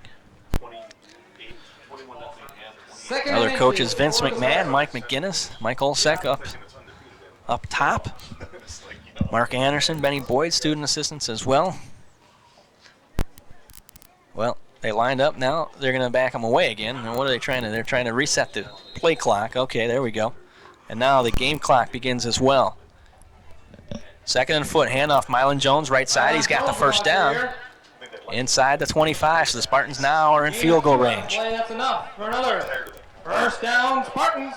Well, And the time Aurora- clock has stopped for some reason. Wow, they moved the chains. There we go. And here we go, shotgun formation. Meyer, a couple receivers are right. He's looking that way, and this pass is batted down, and he's buried. Complete. By number 42, Mario Clark, a senior from Detroit, Michigan. All right, Mario Clark indeed made big plays earlier there, but a nice big hit there when they needed it. A big man from a big school. I remember that name a couple of years ago when they were here. He was involved with things a little bit more than he has been so far today anyway from his defensive line position. Well, the game is only half over. 48 seconds till halftime. Oh, look at this. Skip Daniels finally gets his hands on the football, but they smelled it right away, sniffed it out, and it's only going to be a short gain. He almost had his head taken off for a moment there if you saw the end of that hit. Timeout. The Spartans call timeout. Shotgun formation there from Meyer and a quick dump out to Daniels, but they were all over it. Okay, folks. Spartan Palm and Dan squad right there. Numbers for the halftime They're getting field ready goal before kicking contest, sponsored by halftime here. Restaurant. The winners. Please Well, keep down by the they had south alumni gate. events here earlier this morning, alumni football game as well as alumni baseball game, and the second year they had the alumni play the current varsity, and this time the current varsity won it, by the way. 6-4 was the unofficial final score. Last year the old guys took it to them, but this year they played a little bit better. Didn't you play in that game? Well, I did. I managed not to hurt myself this morning, and even got an RBI flyout, if you can believe that. I think everybody was amazed that I hit the ball, but a very good turnout. Of course, from the Athletic Hall of Fame banquet last night, the 1990 baseball team was one of the teams inducted, and that team finished second in the nation, the highest finish ever for a Spartan squad in any sport, and quite a few of those guys were here this morning as well, but we'll go down that list another time here because the Spartans are going to come back out on the field for a big third down and about 8 or long 7 play here with 41 seconds to go till halftime. But that was just one of several things going on around here for homecoming weekend. Quick pitch, Mylan Jones. It's a reverse, and this is Tyson LeBlanc who's going to throw it. He's got a receiver open at the 1. Complete to Paulie Forsythe, a little trickery. That was a great play. And you think that's something that Coach Scott called? Or Well, I'm put not on the headphones and then they come out with that play. Boy, oh boy. A little razzle-dazzle from Aurora U. They have first and goal at the 1-yard line. 34 seconds till halftime, and that, I guarantee you, is the first time we've ever seen that from a Jim Scott team. Hand off, Joe Schmidt, and he's in. Bounces off a tackler, and the Spartans have their third touchdown. And the Spartans now have a nice comfy lead over these Joe Schmidt with the 1-yard touchdown run will make over the Lakeland 20-0. Muskies. Ryan Couldn't Glab think of on their the name for kick. some reason. Just Point after. Just think fishing. yeah. Think a very large trophy fish. Ryan Glab on for the extra point kick. Again, John Van Opdorp, the holder. Snap is good, kick is up, and it looks to be good, and indeed it is again. Is up and good. So Ryan Glab adds his third extra point kick of the day, and suddenly the Spartans are out to a 21-0 lead. Just when we thought they were going to come away with no points again, they had a little razzle-dazzle trickery there and pull one out for another touchdown. And that's probably going to be very important coming into the second half. That Lakeland saw that play, and they're going to be like, we got to watch out for this stuff now.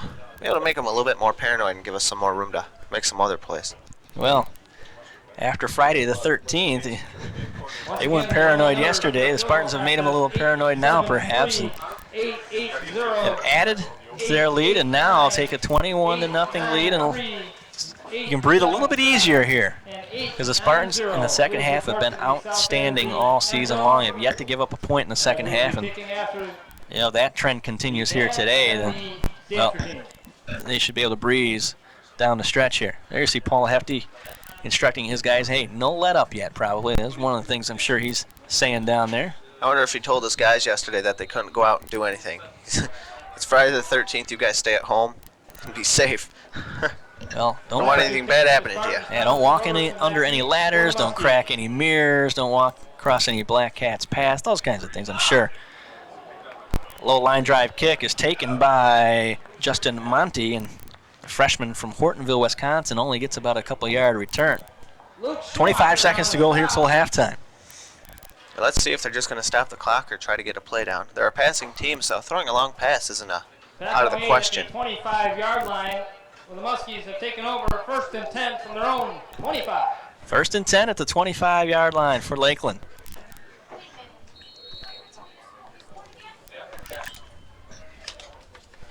All right here. Two wideouts either side. Lupke, hand off in the middle. David Wolf goes absolutely nowhere, dropped for maybe a yard loss, and that's probably going to be our last play here of the first half. The Spartans' defensive line is really just beating them off the football now and have taken command. Under 10 seconds, they're not even going to attempt to run another play. So that's going to do it here. Our first half of play at Aurora University, where the Spartans lead the Muskies of Lakeland College 21-0. And don't go away, folks. We got a bunch of things coming up here at halftime as part of Homecoming 2000. Again, with our director Matt Neller, I'm Steve Moga, along with Chris Klavinsky, and Aurora University Television, proud to bring you Division III college football live on Channel 17 here, live on Saturday, October the 14th, and a beautiful day here for homecoming festivities, and you see a pretty big crowd here at Aurora U. And the East Aurora High School Marching Band is going to come up here first here at halftime to perform.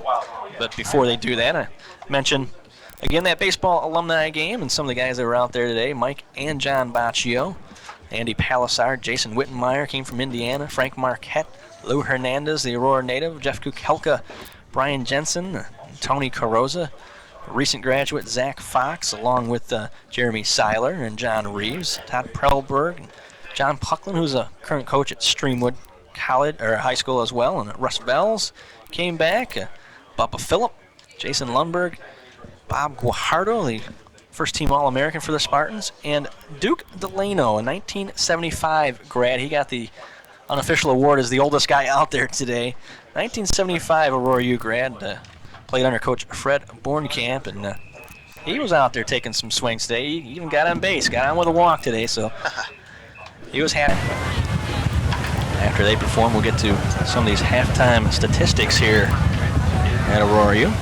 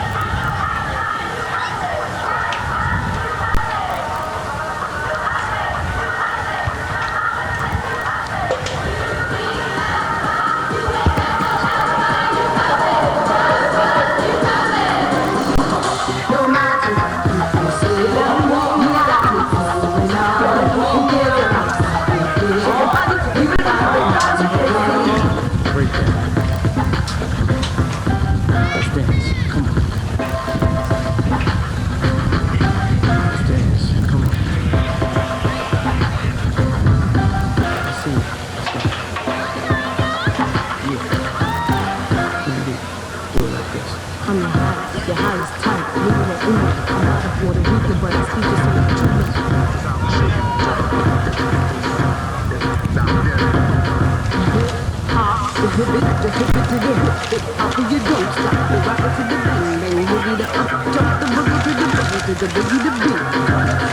what you hear is not a fake, it's the real little King Queen bee.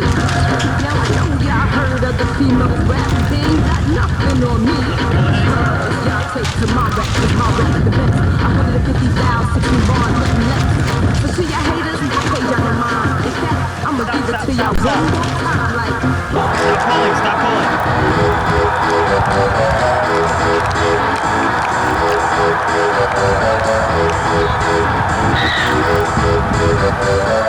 Y'all ready for this?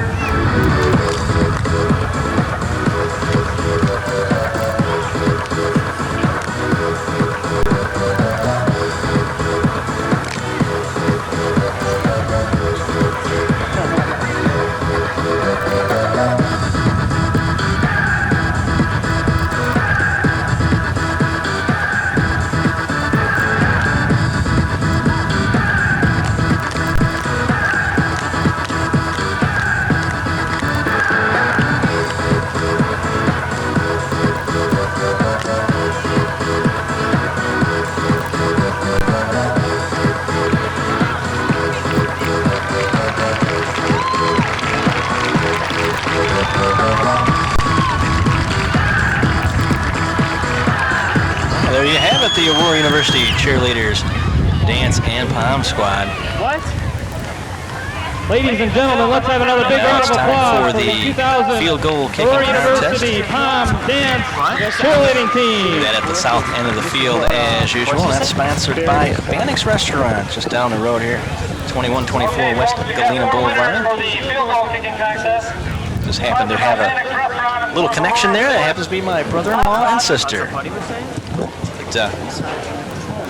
Bannick's pre-game, post-game meal anytime, Mark Vasco. See some of the crowd here at Aurora U. Mark Vasco, longtime voice of the Spartans on WKKD, and as well here on Channel 17 for other sports as well, and a busy man. Yes, indeed. You're everywhere. I know. I got to find one job and stick with it. This 4 jobs at once thing, you know, it's nice, but it's a little hectic.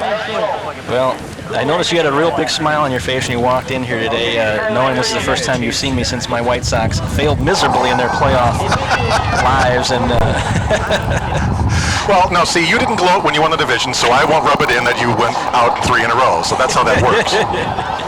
Plus, again, I'm a Cub fan, and they had the worst record in baseball. So what am I going to say? Probably a good idea. Both our teams are the 2 worst in the history of the game, so I guess we should just be happy that they didn't embarrass themselves too bad. The most important question was, how did you do in the alumni game this morning? Well, the Spartan alumni weren't quite as sharp as they were last year, but you know, I mentioned the guys that were out here a little while ago. I failed to mention Mike Soldat. He was out there as well, and made a nice catch in right field. Not bad for a catcher being on right field. But, last night is the Athletic Hall of Fame banquet.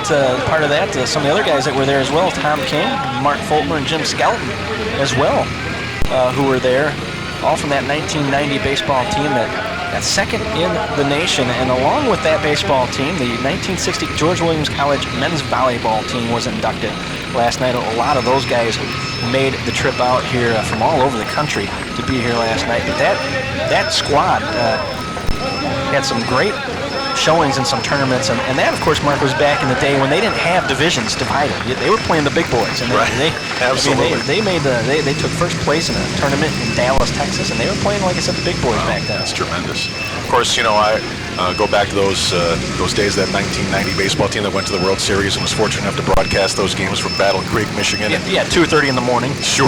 You know, again, I've been around this school for a long time, but I don't go as far back as the 1960 men's volleyball team, but I do go back a ways here at this school. But again, there's no question that team was such an amazing baseball team that finished second in the country, and they were a team that had to go and play in the regional tournament at Marietta, Ohio. As you remember, at that point they were ranked #1 in the nation, and beat them with their best pitcher on the mound, and then went on and swept through that regional undefeated. They go on and win, you know, their first game in the World Series, ended up playing for the national championship, and they fell just short. But by then, you remember, they ran out of pitching. They had used everybody but the kitchen sink by that point. So they just didn't have any arms left for that final day of that tournament. But that was just a tremendous, tremendous effort. Yeah, you play a couple games into the wee hours of the morning. You have to come back the same morning, essentially, later in the morning, and play again. Our bats were a little slow there that last national championship game, to say the least. Well, the good thing about that also, too, is, of course, Bob Guajardo has already been inducted as an individual for being a first-team All-American, and he was on that team, so he gets in a sense, in a second time with that club. But he was the reason that club finished second in the nation anyway, because he was absolutely extraordinary in that postseason. I forget what he hit in those playoffs, but it was some astronomical amount. Every time up, he got a big hit or a home run or an RBI, and he really put that team on his back heel with Mike Foote, and he pretty much carried those guys. And that was just, well, I've said it before, I've been doing Aurora University athletics for 15, 16 years, and I've been, broadcasting games in the Aurora area for 20-some years. Those 2 weeks probably the most fun 2 weeks I had at this job, just watching that team play. It was just amazing with the games that, like you say, finished at 2:30 in the morning. They went 4 or 5 hours, comebacks, rain delays. It was just an amazing 2 weeks. It was a whole lot of fun. Yeah, it was a lot of fun to relive a lot of those things last night. In the meantime, the 2000 Aurora University Homecoming Court is being introduced here. I'll go through this real quick. The freshman class this year, nominees for King were Garrett Meyer. There you see him. Sean McFarland and Tyler Sheehan. The nominees for Queen were Melissa Holt, Nikki Peart, and Haley Zimmerman. And the freshman class is represented by Garrett Meyer and Melissa Holt. So Garrett is a fitness leadership major from Hampshire, and Melissa an elementary education major, originally from Griffith, Indiana. Now the sophomore class nominees, Brett Harms, Quasi Leslie, and Brandon Schweinler for the men, and Tiffany Disher, Terry Utrata, and Tiffany Wood for the women. And the representatives for the sophomore class, King and Queen, are Brett Harms and Tiffany Disher. Brent, is an elementary education major from Flanagan, Illinois, and Tiffany is from East Alton, Illinois as well. And a standout soccer player. The junior class nominees, King and Queen, Jeff Pfeiffer, Rob Wilhelmy, and Jacob Wyatt. The nominees for Queen, Alyssa Hoyt, Jenny Kraft, and Samantha Williams. And this year's winners for the junior class, Jacob Wyatt and Samantha Williams. There you see the two of them. Jacob is a social work major from Momence, Illinois, and Samantha is a sports medicine major from Chicago. And last but not least, of course, our senior class nominees for 2000 Homecoming Court, Jeremy Benson, Marcus McFarland, and Jason Araki. For the men, Dawn Fryman, Monica Haluzak, LaTanya Houston, and Sarah Karenke. For the women in the senior class, King and Queen, Jeremy Benson and Sarah Karenke. There they are, the King and Queen. Jeremy, originally from Coal City, and Sarah is from East Moline. They're both computer science majors. There's your King and Queen for Homecoming 2000.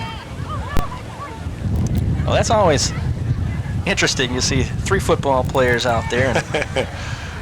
Well, and Jeremy Benson, let's face it, this is his football team this year, too. He is just, we've had a long string of All-Americans, and he should be another one by the time this season is over. Everybody pretty much thought he was, preseason All-American candidate, and he's done nothing this year to dissuade people, I think, from getting him that postseason honor. Well, another guy who's making a name for himself just here in the last couple of weeks, and maybe down the road will be the guy you'll say, hey, this is his team, is Garrett Meyer. He is 10 of 14 in the first half with 1 interception, but 135 yards, and he has led the Spartans to a 156-56 advantage in passing yardage through the first half. Total offensive numbers, 265 for Aurora, only 128 for Lakeland, as they have had their troubles in a couple other areas as well. They have kept the passing attack of Kevin Cox and Brent Lupke intact. Cox is 6 for 10, but only 47 yards total, and 1 for 7 for Lupke for only 9 yards. I mean, they really have kept those guys in check here in this first half. Well, and if Meyer stays healthy, the promise he has shown already, before he leaves, he could have every passing record in the book here. This has mostly been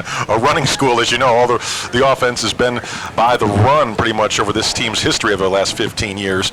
But I tell you what, he has really shown promise with his arm, and that's very, very encouraging for the Spartan fans. Well, yeah, the second game he ever got into there last week, he put his name in the record book immediately.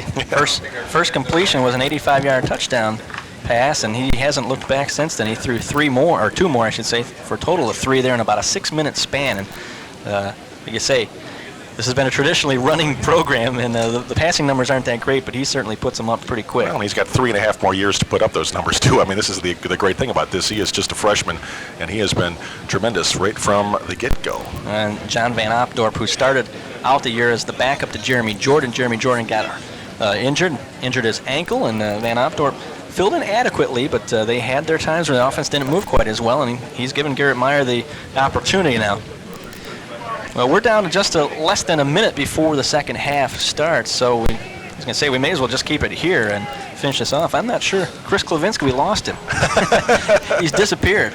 But I'll stay here as long as you need me. All right, we'll go to the football schedule here, the remainder for the Spartans. There you see it. Next week they travel to McMurray, and then they also travel way down south to Greenville. Boy, you may as well just go to St. Louis for that one. For a 1 p.m. kickoff on October 28th. They come home on November 4th with a 1 p.m. kickoff. You'll see that here on Channel 17 as they take on Concordia of Wisconsin, hopefully the showdown for the Illini-Badger Conference title in that automatic Division III playoff berth. And they finish out the year traveling to Valparaiso on November 11th with a 12:30 p.m. kickoff there in Indiana.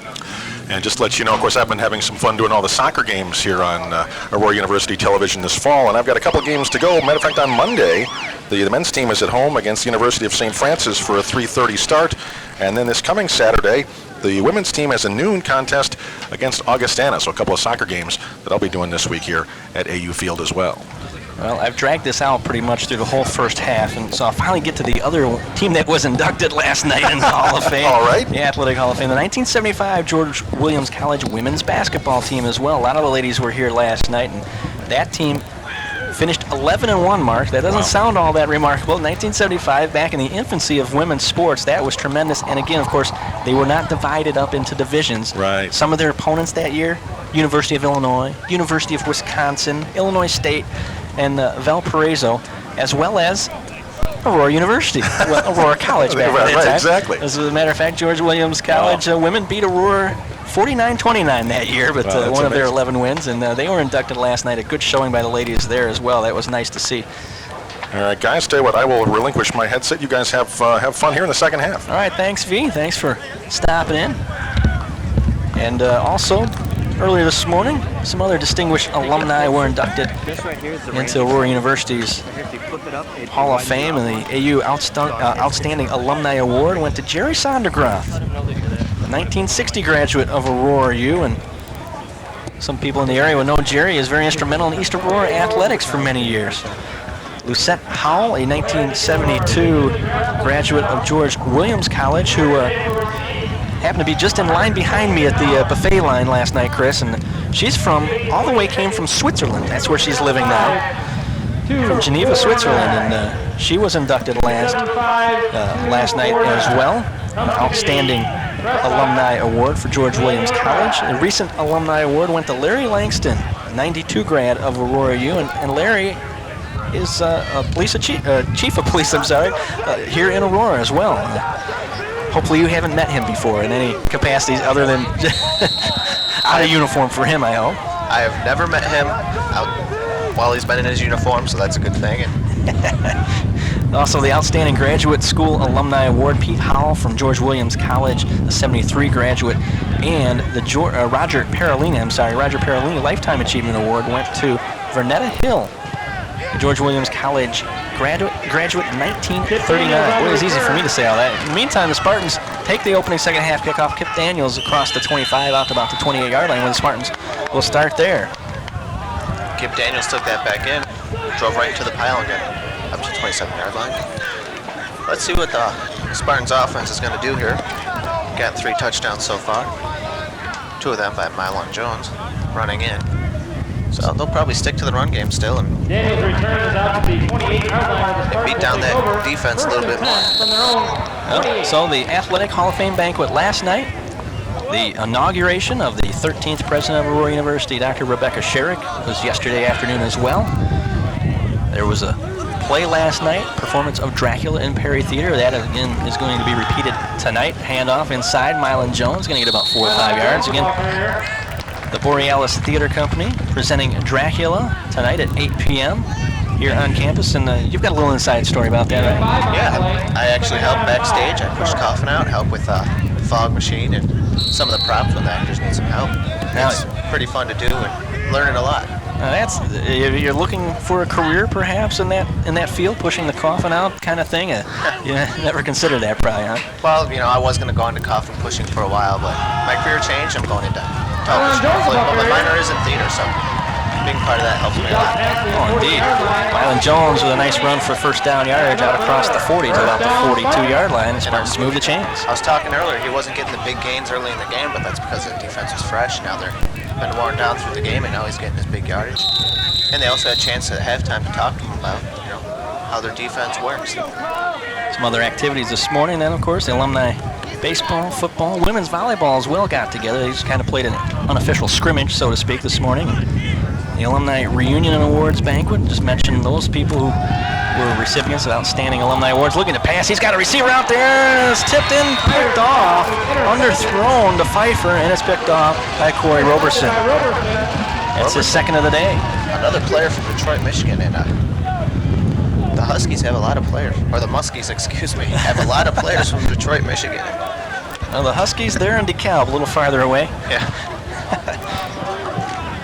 So 1st and 10 for Lakeland at their own 34-yard line. Of course, coming up after this game, there's a post-game reunion party at the Snuggery downtown Aurora. 34-yard line. Go down there for some hors d'oeuvres and cash bar as well. AU Alumni Association. Looking to throw, rolling out, scrambling, and finally dragged down is another. And I believe Kevin Cox is back. Yeah, I was going to say, in the game. Kevin Cox is a new quarterback, not another new quarterback. He started the game at quarterback, but he's back in there here for the start of our second half. Well, the Muskies offensive coordinator probably saw that they couldn't do much with either quarterback, so they might as well just put Kevin Cox back in, see if he can start anything up again. Which is a good young quarterback, but again, he's a young quarterback and he's going to struggle through some problems. There's also murder mystery, boy, and combining the two words there. As Cox looks to throw, and it's going to be tipped and intercepted. Craig Revetter across midfield, down about the 41-yard line before he's hauled down. And at the beginning of the game, we had 2 quick interceptions, and now at the beginning of the second half, we have 2 quick interceptions. Well, that's the second interception of the day for the Spartans, as well as a second interception earlier for Lakeland. We'll take another look at it. Cox looking, his throw right there, tipped, and Craig Revetter is the man in the right spot at the right time. He took that back for about 11 yards. A long 11 yards. It was a pretty long run for just 11 yards, but yeah, all the way across the field, but nice return. The Spartans are in business again. 1st and 10 at the Lakeland 41-yard line. Just not even a couple minutes gone here in our second half. 21-0 Aurora U leading Lakeland. The Spartans looking for their 18th consecutive win in the Illini-Badger Conference. The last 2 years they've been undefeated 7-0, but this year it means something when you win conference. This year the conference champion gets an automatic bid to the Division III playoffs. And the Spartans looking to repeat that.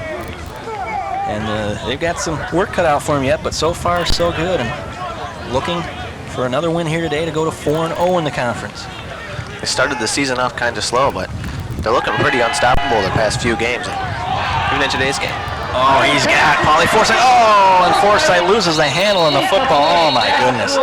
You may have not picked that up on their microphones here, but the AU coaching staff and a few other people over in the press box say, hey, throw it. He said they saw he was wide open. And the coaching staff is just covering their eyes, just like trying to believe that just didn't happen, but it did. Let's take a look at a little bit of the halftime stats. There it is again. Forsythe, boy, nobody within 10 yards of him. He catches it, though, and right away, a perfect play. Knocked out of there by, it looked like Roberson again. Looked like he, popped that out of there. Could have been a touchdown pass if it wasn't popped out.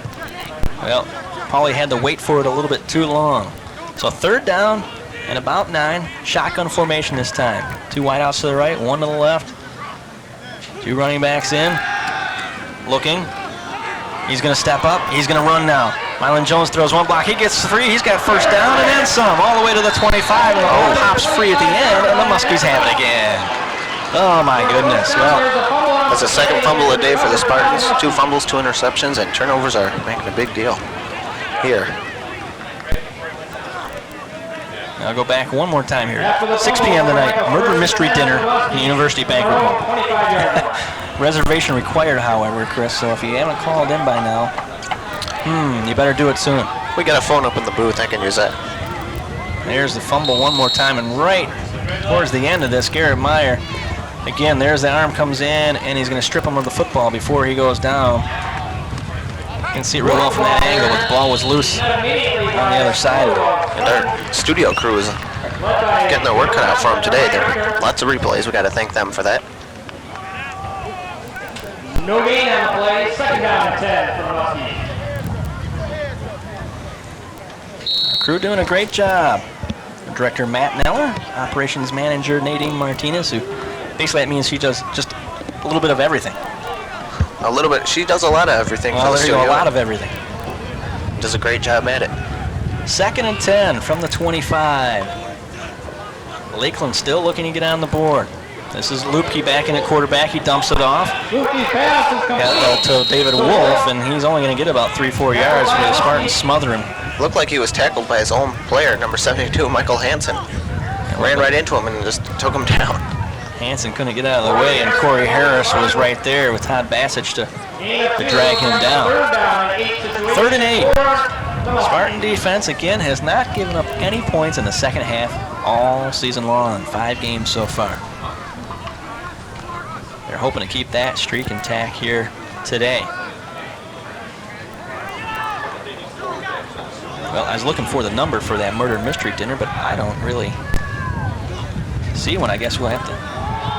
Oh, he had a man out there, but instead it's picked off. Ryan Posen stepped right in front of number 80, Jason Ingram, and the Spartans are in business again. 3rd interception of the day by Spartans.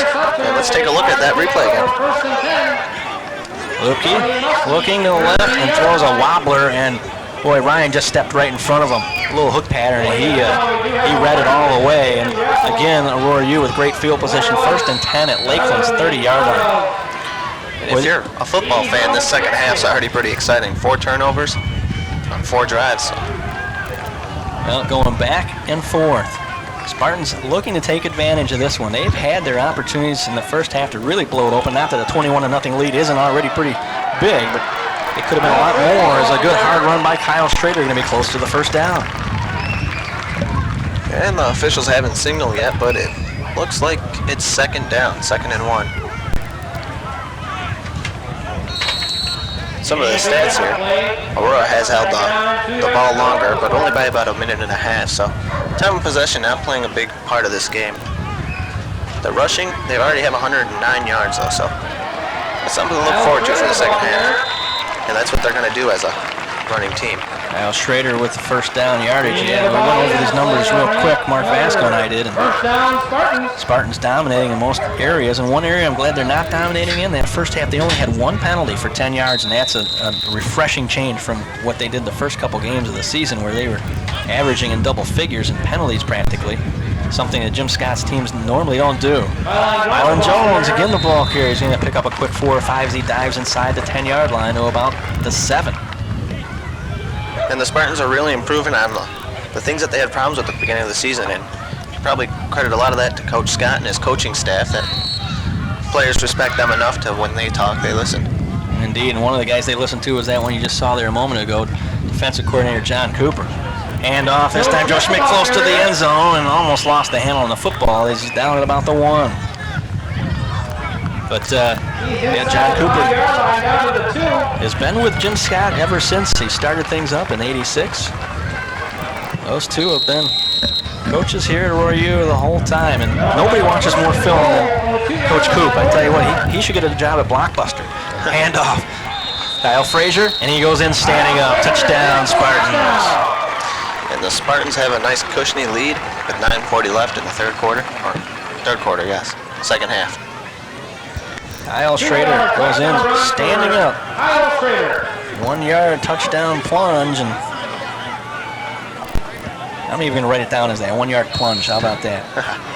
So we go over it later. Oh, that was the plunge play. 9:40 to go here in our third quarter. The Spartans now extend their lead, and here's the extra point kick by Glab, and it's up and good. So it's 28-0. Aurora U well in command here versus Lakeland. And Ryan Glab's just perfect today, and he was almost perfect last weekend. Doing a fine job for this team. Don't forget, folks, all AU and GWC alum Well, and their guests are invited to attend the... it's been slowly but surely the Spartans have pulled away. They scored a touchdown in the first quarter, and then about the same point in the second quarter, they added a second touchdown with 5:40 left in that. At that point, and then Joe Schmidt, after a nice little razzle-dazzle play just before halftime, got the Spartans down to the 1-yard line. Joe Schmidt scored with 28 seconds left till the half, and now they had another 1-yard touchdown score, and the Spartans in a commanding lead. And an amazing thing is they've only used 4 running backs. Something we haven't seen in the past 2 weeks where they used 12, 13. Let's see if Coach Scott uses some more and jumps up that number once again. Well, again, Lakeland came into this game dead last in the conference in rushing offense. Rushing defense, they were near the bottom as well, so the Spartans have exploited that. Because, of course, team rushing, the Spartans are right up there. They're second to McMurray.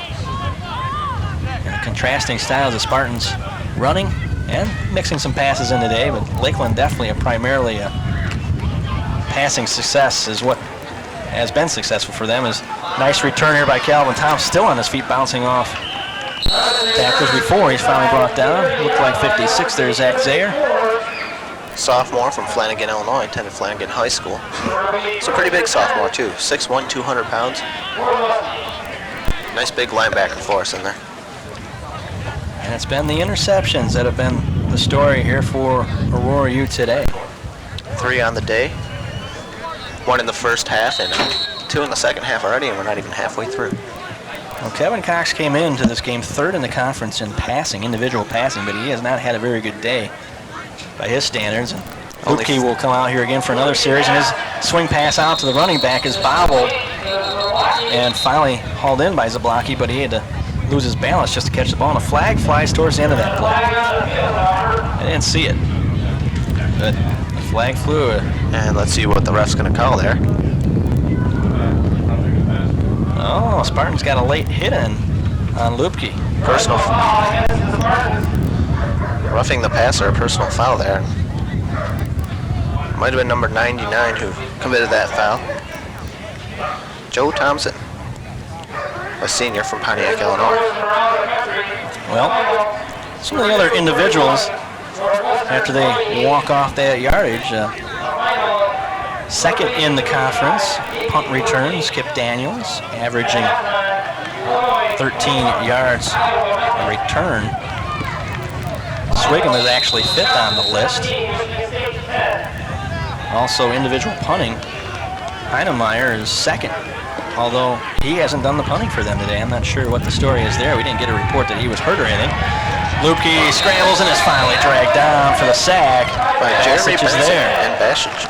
Yep, Jeremy Benson as well. And again, the Spartan linebackers, they've had so many good ones over the years, and they just continue. This group here, between Naraki and then the defensive line, Benson, and you've got Schweinler, and boy, I mean, there's so many different guys there in the defensive side of the football with Richter as well, and all seem to get involved and get in there.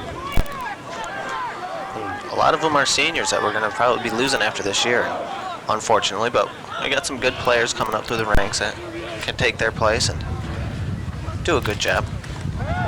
Lupke, 2nd and 12, going to be forced out of the pocket, rolling left. He's got pressure. He's going to be dragged down for a huge sack all the way inside the 40, about the 38-yard line. Todd Bassage tracks him down. I tell you what, our defensive line is just beating them up now. They are just out-quicking them to the football in a lot of other ways. They're just going around them, going through them, going over them. Well, it's the second half, and as many of our viewers might know, I always mention that the Spartans have not allowed 1 score for the whole season in the second half at all this year, so I don't think they're going to score. Lakeland's going to have a chance to score with this defense and how they play in the second half. It's going to be 3rd and about 20. Lupke gets the play. He's going to come back in, and he's got 3 wide outs to the right, 1 to the left. Lone back. I'm not sure if a passing play is going to be very smart for these guys here. Oh, a screen pass, and Ingram's going to get about 10 yards back, but it's going to be 4th and about 10 or 9 near midfield, so they will give the football back to Aurora U once again. Well, some other individuals and conference-wise, kick returns, Kip Daniels is second in the conference as well at 25.4 yards per return. Other things to note defensively, DeGroot, as you see the punt, a nice one. Kip Daniels is going to return it at about his own 20, dances around, dives forward, gets about a 4 or 5 yard return out of not much there, so he does a nice job. And Kip Daniels isn't going to have much time to do any kickoff returns, and hasn't been for the past couple of weeks because the team just can't score against this AU defense. And it was really that first game that Aurora had where he probably got most of those stats because of it was a high-scoring game. Indeed, he hit some big returns earlier on, but he has been held in check as of late. Individual tackles, though, is what I was going to get at here, and DeGroot and Roberson from Lakeland are both 8 and 9 in the conference. Hand off Kyle Schrader to the outside, and he's knocked out just shy of the 30-yard line. They both came into today's action with 52 tackles on the year, and Jason Naraki 10th in the conference with 51 tackles. Well, that's good that we don't have guys way up the top of that list. That means our defense hasn't been on the field as much. And it also means that maybe we only got one player who's making all the plays, but I bet you when you look at our stats, you'll see that it's pretty even. We got a bunch of guys who are out there making the plays for the team. Well, indeed, it is spread out to quite a few number of guys here. A shotgun and a handoff inside of Mylan Jones, and he's going to get a couple 3 yards out to about the 30-yard line. Well, then you switch over and it's individual tackles for loss, whereas the Spartans only had one guy in the top 12 or so in total tackles, individual tackles for loss, which means you're getting to the quarterback quite a bit. Suddenly you're seeing a whole bunch of Spartan names pop up. Jeremy Benson is 4th in the conference in that category. Bassage is 5th. Naraki is 7th. I mean, all of a sudden you see 3 AU guys pop up there in the top 7 spots. So you know that defense has put some pressure on some people, got to them, and like you say, other guys have taken their turns. And you know that just with looking at those stats right there, that shows that, yeah, maybe not everybody on this team makes all the tackles or one person makes all the tackles, but as a team they get a lot of lost yardage tackles, and that's what really counts, is making the tackles like that. And that's why teams can't score against the Spartans. Well, the Spartans right now going backwards a little bit here. Penalty against Aurora University, false start, so still be 3rd down, but instead of about 6, it's going to be 3rd and 11. And Garrett Meyer's probably going to pass here, and that's what he's there for. One of the reasons anyway. Into the shotgun. He's been doing a good job at it. Indeed he has. This time here comes the pressure, and he tries to step up and slips and falls down, and he's going to be down right there at the 15, 16-yard line is where they're going to mark it at the 15-yard line. So 4th down and a bunch, and the Spartans will have to punt, something they haven't only done once here so far today. And it rained a little bit last night. The field's a little bit slick. I've noticed more than a couple players have been slipping in that time. And what's Garrett Meyer? Just got a little bit of rain last night to make it a little slippery in some spots, I'm sure. Ryan Dexter, 2nd punt of the day. First one was for 37 yards. This one's going to be way shorter than that. It's going to hit at about the 40 and take a bad bounce the wrong way, and they're going to down it at the 35-yard line. So that's only going to be about a 20-yard punt. And that's just about where they needed to go for a 1st down, so didn't really get him much, but there's not much you can do on a series of downs like that. Yep. Well, Jim Scott's going to give him an earful as he comes off the field. Say, hey, don't be afraid. Put the foot to the football and go after it. And Brent Lupke's back in the game for the Muskies. Indeed, he will come out again. So 1st and 10. I don't see Kevin Cox over there on the sideline anywhere. I'm sure he's there. A little swing pattern again. This time wrapped up and thrown down. David Wolf. Todd Bassage again. I tell you what, he's all over the place. He's just one of them players that has an internal radar to the ball. He could probably close his eyes and be there every play. Done a great job today, and boy, again, that defensive line has really been beating them up here lately. Joe Thompson, Todd Bassage, Jeremy Benson, a couple other guys in there, like Jason Hunt just steps out in there now. Corey Harris. They've all been pretty active today. Second and about 11 from the shotgun. Got a man cutting across the middle, complete. Swigum, he's got first down yardage and then some inside the 20-yard line before Anton Ruby. Craig Rivetter bring him down. Another good pass there by this Lakeland team that is primarily a passing team, and they're going to get those plays on you, but the Spartan defense usually doesn't let people score in the second half, or doesn't at all. And well, they haven't so far, but Lakeland going to knock on the door here. See if the Spartans can keep their shutout string intact. First and 10 from the shotgun again. 3 wideouts to right, 2 to the left. Fakes it, quarterback draw, coming up the middle. He's going to get away from one defender and going to get a nice gain out of that play. Before, it looked like Brandon Schweinler brought him down. And it looks like the Muskies are setting up to break that long streak of the Spartans of no points scored in the second half. Well, second and about a foot or so. Same thing happened last week, though, and Spartans got out of it. So there you see John Cooper, Benny Boyd there as well. Headset. He's signaling something to his defensive unit. Well, 4.5 minutes running clock to go here in our third quarter. Again, Aurora U in command, 28-0, but Lakeland looking to get on the board.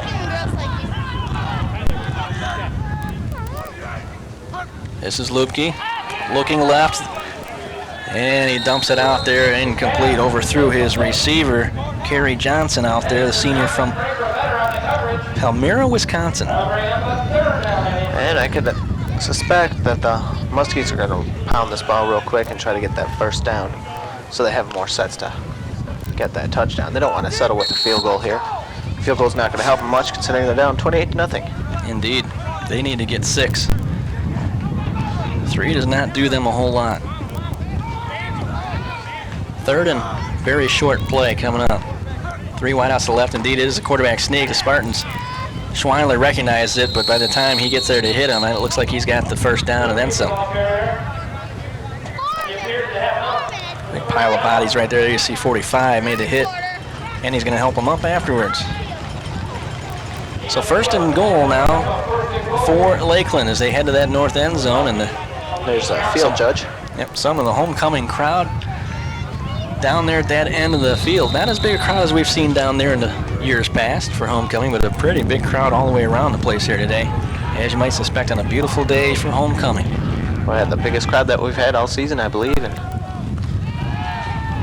they're throwing to the corner again and almost picked off. Kip Daniels right there taps it away. Craig Rivetter, good coverage again, intended for Kerry Johnson.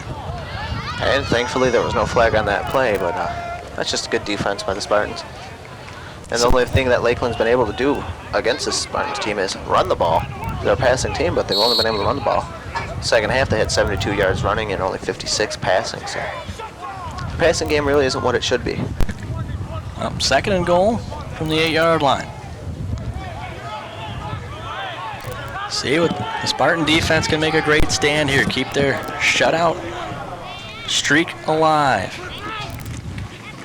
Lupke, he's got pressure. He's going to get wrapped up and sacked. A huge play by Jason Naraki all the way out to the 17, 18-yard line. Another tackle for a loss, and this is what the Spartans do. They did it last week.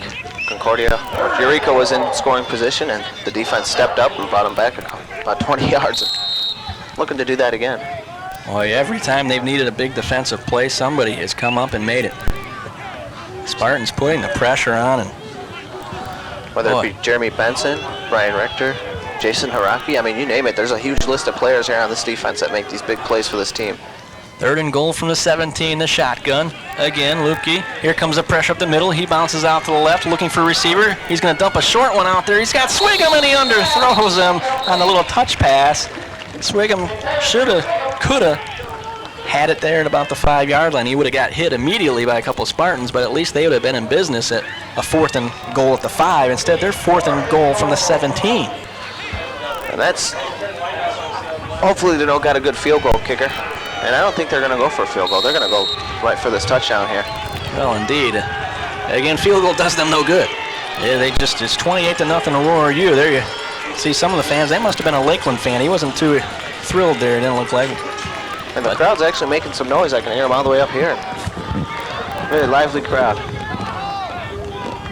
Nice crowd indeed here at Aurora University. 4th and goal from the 17. Shotgun formation, and here comes the blitz. Here they come. They're going to try and get at him. He steps up, gets away from the rush, stumbles, and he's finally going to be dropped for the sack. I think he was brought down by that whole defensive line right there. You're not kidding. He avoided just about every blue jersey there, and take your pick. I'm not sure. Joe Thompson was the one that comes out of the bottom of the pile, and that's probably who's going to get credited with the sack. And, well, he deserves it. He's out there playing his butt off, so to speak. And now we get our offense back on the field. Indeed. 1st and 10 for the Spartans from their own 20. There you see Joe Thompson just come off the field. And Garrett Meyer's back, still in his quarterback. Coach Scott hasn't changed it around at all, knowing that he has a good lead at hand. Well, again, Garrett Meyer, freshman, trying to get him as many snaps as possible as well. He hasn't had many before last week even. But he has emerged here. And John Van Opdorp, excellent quarterback in his own right, so the Spartans can go either way. They've gone with Meyer here so far today. Boy, that's just a great asset to have, a backup who's pretty darn good as well. And if Strader gets hit hard, he'll get maybe a couple yards. Going to be 3rd and long for the Spartans. And Meyer was put in because he was throwing touchdown passes, and he hasn't done that today because it's been all the running game. And that's all the Spartans have needed, really. Threw a couple of interceptions. That's expected out of a freshman quarterback who doesn't maybe know the offense as well as maybe a senior quarterback or a junior quarterback, but he's still keeping his composure and doing a good job. 3rd and 6. Spartans at their own 25. Looking to the right side, got a receiver, Paulie Forsythe, right there for the first down. Not very good coverage by Malcolm Banks, I tell you what. Forsythe didn't do much there to get open, and he just had to stand, and he was open. And yeah. Well, what we saw last week is happening again. Eureka's defense just gave up, and now we're seeing Lakeland's defense give up. Yeah, Malcolm Banks gave him a pretty big cushion on a 3rd and 5 situation. All he did was just run 5 yards, stop, and the ball was right there, and the defender was nowhere around him. And it's hard for a defense to sit in there a whole game when the offense isn't doing anything and try to make something happen, and it's very easy to get discouraged. Come after the second half when you're down 21-0, then they score quick again, and it's 28-0. And get exhausted. Yeah, it's a beautiful day out there today, nice and warm day here for this time of year, and I'm sure they're getting worn out. They've been on the football field quite a bit. Mylan Jones picks up about 6 on that play, so 2nd and 4. Spartans out to the 38-yard line. And I'm sure the Spartans defense is a little bit tired as well, but they're making big plays. So when you make a big play, you get that rush of adrenaline, and you get a lot more energy. And Mylan Jones is met immediately and dropped there. Mario Clark, 6'2", 270. Mario was senior. Doing a little bit of celebration there, saying bring it on, bring it on. Well, Spartans have been bringing it on. They haven't been able to do anything against them. Well, those are the things where it's 28-0. You're going, what is he thinking? Yeah, maybe he should be saying, just back it up. Like, you made a tackle finally, and obviously missed quite a few earlier. Well, at any rate, I'm old school where you say, hey, act like you've been there before, act like you've done it before. A quick snap there, and the flags fly before that play is even away. It might have been movement on the Spartans. Nope, delay of game instead. And that's why that snap came out there so quick, was the time clock was running down. It looked like when he got it, he was surprised when Garrett Meyer caught that ball. He was like, hey, the ball out, and then flags were flying. Just trying to get the snap off before the clock ran out. So we'll have about a 3rd and 10, and third quarter's done with. Indeed, the Spartans just let the third quarter run out. So, the Spartans in command here as they add another touchdown here in the third quarter. It's now Aurora University 28, Lakeland College nothing. I'll tell you what, Spartans have been pretty impressive here again today, and they got a couple big games coming up. They travel again to McMurray and to Greenville the next 2 weeks, a much improved Greenville team. We go down the Illini-Badger Conference. Again, Concordia, Wisconsin is atop the conference, 3-0, 5-0 overall.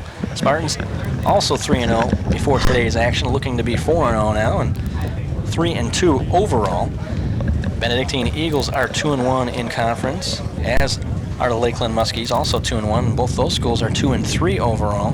McMurray is 1-2, 2-3 overall. Greenville is 1-2 in the conference, but they're 3-2 overall, and they have not fared very well in the conference the last couple of years, but they've got 3 wins this year and are playing better football. Eureka 0-3, 1-5 overall, and Concordia of Illinois at the bottom 0-3 and 0-5 in conference. And last week, Lakeland, as a matter of fact, beat up on Concordia 33-3. It seems like everybody's getting their licks in against the Cougars this year. Let's make sure that everyone understands that Concordia of Illinois, not of Wisconsin. The 2 Concordias are top and bottom of the list there. Indeed, and there's a nice pass that time by Meyer. Throws a bullet to Paulie Forsythe coming across the middle. He's got the first down and a 3rd down and 10 play. And the Spartans will move the chains and continue the ball at the 44-yard line, 1st and 10. And they're just picking apart this team, but back to Concordia, Illinois. As Coach Cott was saying, they just don't play good football right now, and it's showing. They're just getting beat up by everyone. And unfortunately for the players on that team, it's like that, but eventually they'll get better and they'll learn from the experience of the season. Rolling is right, looking long. He's got a man out there. Forsythe beyond the receiver. He's got it. Touchdown, Aurora U. 56 yards. Garrett Meyer to Paulie Forsythe. And then the first touchdown pass of the day for Garrett Meyer. Well, Forsythe has been open long a couple other times today. That time he broke free, and Meyer hit him in stride. And at the beginning of the 4th quarter, we score another touchdown here, making it 34-0, going for the extra point. And hopefully we can score more than 38, which is what Concordia, Wisconsin did to Lakeland a couple weeks ago. Maybe send them a little message saying, hey, we can do more than you can. Extra point kick and outdoor holding. Glab, the kick is up. Ryan Glab's kick is good again, and it is now 35-0 Aurora U. And Ryan Glab is 5 for 5 on the day. Well, he was 4 for 5 last week, 5 for 5 this week, and it has become where it was a huge question mark. That extra point kick, you always held your breath last couple seasons. This year, I'm not concerned at all when he walks out there. Oh, he goes on that field, you're like, oh, we got another point. Or another 3 points. I mean, this kid does a great job, doesn't miss that often. Well, 14:26 of our 4th quarter, just a half a minute or so into our 4th quarter. The Spartans tack on another touchdown. So now 35-0. There you see a happy, but maybe even tired offensive unit. They've had a lot of activity out there today and some success. And I tell you what, they were in position to score a couple other times here today. If not for a couple of fumbles and a couple interceptions, they'd have some more points on the board. And that's, that's maybe the inexperience of a young quarterback here. He threw 2 of those interceptions and fumbled 1, so that falls on him, but it's going to get better throughout the season as he gets more of a concept of this college football game. He's going to work on. Glab's kick is high end over end about the 22, where and there's a little bit of aggression out on that football field right there. Jeff Taff, freshman from Iron Mountain, Michigan, on the return there. I've been to Iron Mountain, Michigan, up in the Upper Peninsula. You've been just about everywhere, haven't you? A nice area. Well, actually, I was up there muskie fishing. Up in that area, as a matter of fact. Probably what you heard. It's like, muskies? I fish muskies. Of course, I didn't catch any, but that's another story. And it's not a fish story either, necessarily. 1st and 10 from the shotgun. Lutke again. There's a nice little pass. And that's my problem. I'd have a lot of fishing stories if I knew how to catch fish. The only thing I can catch are bluegill and crappie, but those are the easiest things to catch in a lake or a pond. Any big fish, I have no luck. All those fish that got away. Or just never bite. I have plenty of those stories. Well, 1st down yardage for Lakeland. 1st and 10 from their own 41-yard line. Shotgun again. low. Good recovery. Lupke scrambles across midfield and gonna be close to the first down. Tripped up by Brian Richter. And Lupke wants to place the ball up towards the 45-yard line, and the ref's taking it back, saying, "No, thank you. We'll put this back here." That's where he ended up when he came to a stop after rolling. And then he extended his arm a little bit and said, "Hey, right out here, guys."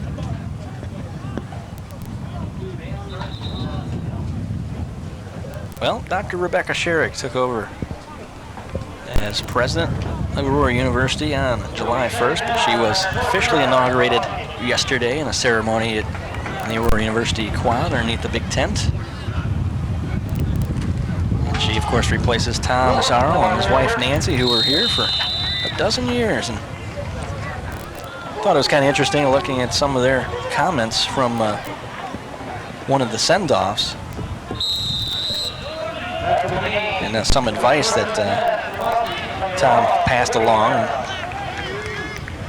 as the Muskies do pick up a first down, 1st and 10 at the Aurora 44. I'll share these comments with you in just a minute. There's a pass across the middle, and it's going to be picked off. Jason Naraki steps right in front of Chris Zablocki, and the Spartans have the football again. Jason Naraki is just amazing. 2nd interception in 2 games. Had a couple sacks last week, the 2nd game this week. He does it all every game, and that's typical of a Spartan defensive player. We got a couple stars on this team. Very great. And there we see Jason celebrating with the rest of the team.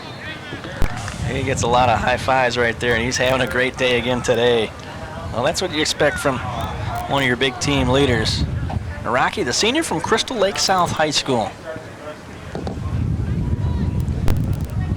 But one of the things that Tom Zarl mentioned was being president is like working in a cemetery. There are a lot of folks under you, but nobody listens. There you saw the replay of that interception. Back to live action. Van Opdorp keeps it, and he throws it just behind Jeff Pfeiffer. Nice fake handoff to Mylan Jones. And I was wondering when Van Opdorp was going to get into this game. It looks like this is his first series, and he's going to try to say, "Hey, coach, I can still play good quarterback." Make sure the coach knows that. Well, the 4th quarter is going to be his. The one main thing is not to press if you're John Van Opdorp. Don't try and do too much. Just do what you can here. Don't try and, like you say, impress the coaches. Because that's when sometimes you'll force the football, like maybe that last pass, trying to force it in there to Pfeiffer and try and make something out of nothing. And that's when you make some mistakes. And he just needs to get back in that pocket, relax, and be the quarterback that he knows he can be, because he's proven he can win for this team, and just needs to do what he's good at, play good quarterback. Well, another thing that Tom Zarl imparted upon his predecessor, or I'm sorry, his successor, not predecessor, successor, he said to Dr. Sherrick, when you sit down at your desk on the first day of the job, you'll find 3 envelopes in the top drawer. When you have your first crisis, open envelope number 1, which will say to blame your predecessor. Hey, that works. 3rd down and 5 play. I'll get to the next couple envelopes here in a second. Van Opdorp rolling left, under pressure, steps forward. He's going to keep it himself, and he's going to pick up about 3 yards across the 40-yard line. 3rd and short now for the Spartans. During your second crisis, they said open envelope number 2, which will say to reorganize. And of course, during your 3rd crisis, open envelope number 3, which will say to prepare 3 more envelopes. Well, hopefully she won't have to go through any of those crises. Or crises. Well, I know she's here somewhere. We haven't seen her yet today, but sure she is here. A lot of festivities going on around here on campus this weekend. Nice long punt that time by Dexter. Whatever Jim Scott said after his last short punt certainly worked. And there's a flag toward the end of this play. And that might be against the Huskies. There's a fight going on in the field there. Looks like the Spartans swarm the football pretty well. Number 39 of that defense there. Jeff Zastrow, defensive back sophomore from Watertown, Michigan. And it's going to be a holding penalty against Lakeland. Well, toward the end of that play, I saw a Muskie on top of a Spartan. And anytime you take a guy down to the ground, they're going to call a hold on you. You know, it's one thing to knock him down, but if you're laying on top of him, it's a little different story. That was a tough 10-yard penalty right there. That's puts him near the 10-yard line, or 16-yard line, excuse me. And with the Spartan defense, you don't want to be back there. Oh, that moves him backwards indeed. So they will take over instead of at about almost the 30. They'll start, like you say, back at the 16. I guess they're going to mark it at the 17-yard line. And it was a situation similar to this last week that Jason Rocky made that interception return for a touchdown. And could very easily do it again. Well, that touchdown interception for a touchdown last week was one of the top 10 longest of Aurora U's history. Is now miscommunication, a broken play, and the Spartans are going to get another sack. That was Bassich again, just in there. It's quicker than a hiccup, as some would say. Lupke turned to hand the football to somebody, and nobody was there. And then he tried to roll out, and he's like, well, I can't go that way. He turns around, and he gets clobbered. He's going to be black and blue after this game is over. Part of it will be the bruises, and the other part just seeing all this blue in his face all day long. We're going to implant that Spartan blue into him. He'll think twice next year when coming down here. 2nd and 12. Shotgun, looking long, and he's going to underthrow his receiver. Bounces in there, and Naraki was right on top of Jason Naraki, letting him know, saying, hey, I'll always be right here, Lee. Yep. That was Lee Swigamura. Failed to catch that pass. It was a little short. Wasn't Lee's fault. Well, he was right on top of him as he came out of the backfield.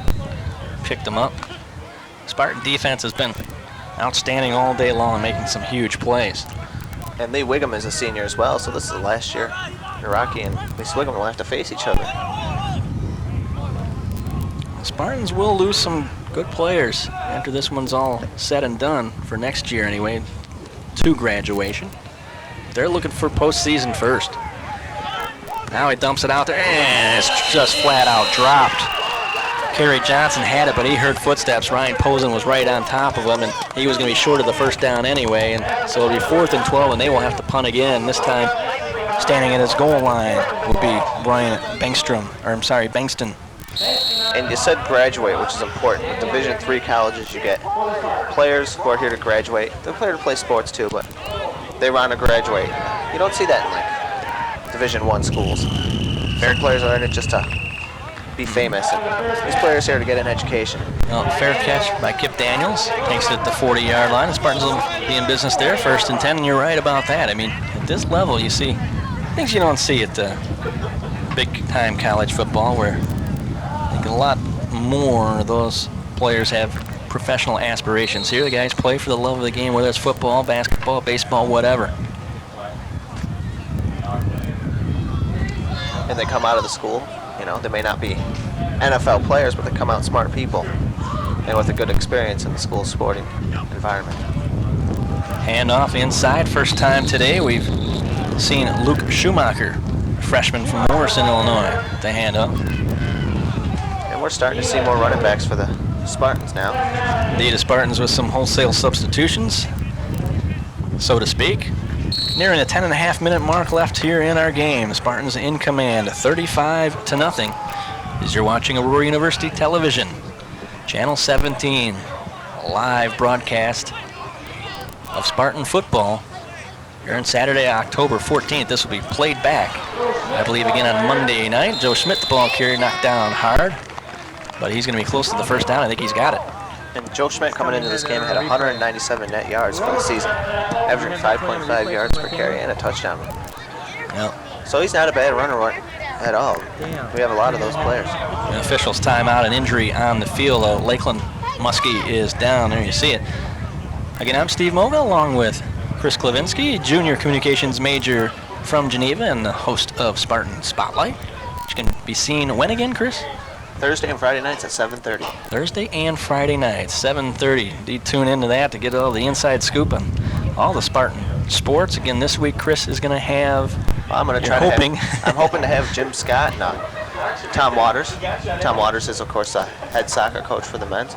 Maybe I'll ask Sean Neitzel to join me since he just finished up the golf season with his players. Well, you mentioned Tom Waters and the men's soccer team. 6-6 on the year, 1-3 in conference play. And Blueberry, their goalie, has the most saves. He has 23 in the conference. The next guy isn't even close to him, who has 16, so he's a pretty good goalie. Yeah, a couple Spartans on the conference leader list. Some categories. Well, this doesn't appear to be very good. That could be I didn't see what player was down, and they certainly are tending to one of the knees. And unfortunately, it's a Spartan player. Oh, no, that's actually a Muskie out there. Oh, is it? Yeah, it's a Muskie. Jim Scott out there, as well as the Aurora University training staff, as well, assisting any way they can. And you never want to see anybody get hurt, that's for sure. Yeah, that's not what the game's about. Fortunately, injuries do happen, but That's football, a very tough game. and both sides of the ball really care about the other team's players. I mean, on the field they might get a little bit aggressive, but when somebody gets hurt, you know, these guys on the sidelines, the Spartan players are concerned for them. You can see on their faces down there, and you know, of course the Lakeland players are concerned. Well, the Spartans lost the opening week game at Bethel, Minnesota, Bethel College in Minnesota, 34-7, and ever since then they have been pretty good. That may have been a wake-up call for this young team as they came home, took on a nationally ranked Illinois Wesleyan and more than held their own, but they did lose 7-6. And now they've reeled off a hard-fought win in the mud against Benedictine, 12-6, and really have gotten the offense going since then against some opponents that were not quite up to the challenge, so to speak. Concordia of Illinois, 66-3. Spartan victory, 51-0 last week versus Eureka, and the Spartans in command here with 10:19 to go in their game, 35-0 over Lakeland College from Sheboygan, Wisconsin. And Chris, for a Jim Scott team, that's a lot of points. That's in the last 3 weeks. That's an amazing amount of points, and you know, and for the defense to only allow 3 points, well, maybe this Lakeland team will score again, but it doesn't look like it's going to happen, and Spartan defense isn't going to let them, for almost positively sure. And that's 150 points in 3 games, and that. We're going to take another look at that last play, see if we can see anything who got hurt, but they're going to have to take this guy off on a stretcher for the Muskies, and somewhere there towards the end of the middle of that play, didn't quite see. And back it up there. Now, when I say a lot of points for a Jim Scott team, that's because the Spartans have predominantly been a running team, and it takes you quite a bit to get that kind of point total on the board, and they've done a tremendous job of mixing up the run and the pass. Again, credit Jim Scott and his staff, John Cooper, the defensive coordinator, Paul Hefty, the offensive coordinator, and running backs coach Vince McMahon, special teams Mike McGinnis, defensive secondary Mike Olzek, defensive line Joe Nauman, and student assistants Mark Anderson, Benny Boyd, and Ryan Egler, 3 former Spartan football players as well. All right, I'm going to let you do this, Chris, since this is your deal right here, man. Tune in to Spartan Spotlight Thursday, October 19th at 7:30 p.m. and Friday, October 20th at 7:30 p.m. I'll be your host, and hopefully joining me will be Coach Jim Scott and Coach Tom Waters, and we'll talk to Sean Neitzel for a little bit on that day, too, about the men's golf team, and they have 3 players ranked in the top 15th of the conference, so it should be a pretty good show. Well, you get Sean on there, ask him what his score was from a golf play that he did over the weekend, or early this week, I should say. Here's our upcoming events. On Monday, 10/16, we're going to have a soccer game with St. Francis at 3:30 p.m. On the 16th, also the football replay at 6 p.m. On Saturday, 10/21, soccer versus Augustana at 12 p.m. And on Tuesday, 10/24, volleyball versus Clock at 7 p.m. Should all be great games to watch. And, of course, you'll see the football replay, which you'll see us have a nice victory here. Well, not so nice right now as for Lakeland Muskie down there, which we did not get the number of, but they got his left leg in a sort of a brace, and that's not good, whether it's a broken bone or a knee injury of some sort. 2 years, going on 3 years now, I tore my anterior cruciate ligament playing basketball, and I can tell you that's no fun at all, and if that's indeed the case of what happened there, it's going to be a long road to recovery for that young man with unfortunate circumstance. And there's a nice young fan. It's a little bit hot out for a turtleneck, though. Well, at least up in here it is. I tell you what, we're in the greenhouse effect here of this press box. A little warmer probably for us up here, but we're going to go back to action now. Spartans are going to have 1st and 10 At about the 28-yard line, John Van Opdorp, the sophomore, will bring them back out. Van Opdorp from Atkinson, Illinois, Geneseo High School graduate. Handoff to Shields. Grant Shields gets maybe a yard. Well, Geneseo has been a perennial power in Illinois high school football in Class 4A. They've been down the Illinois State in the championship game many times over the last 15 years or so.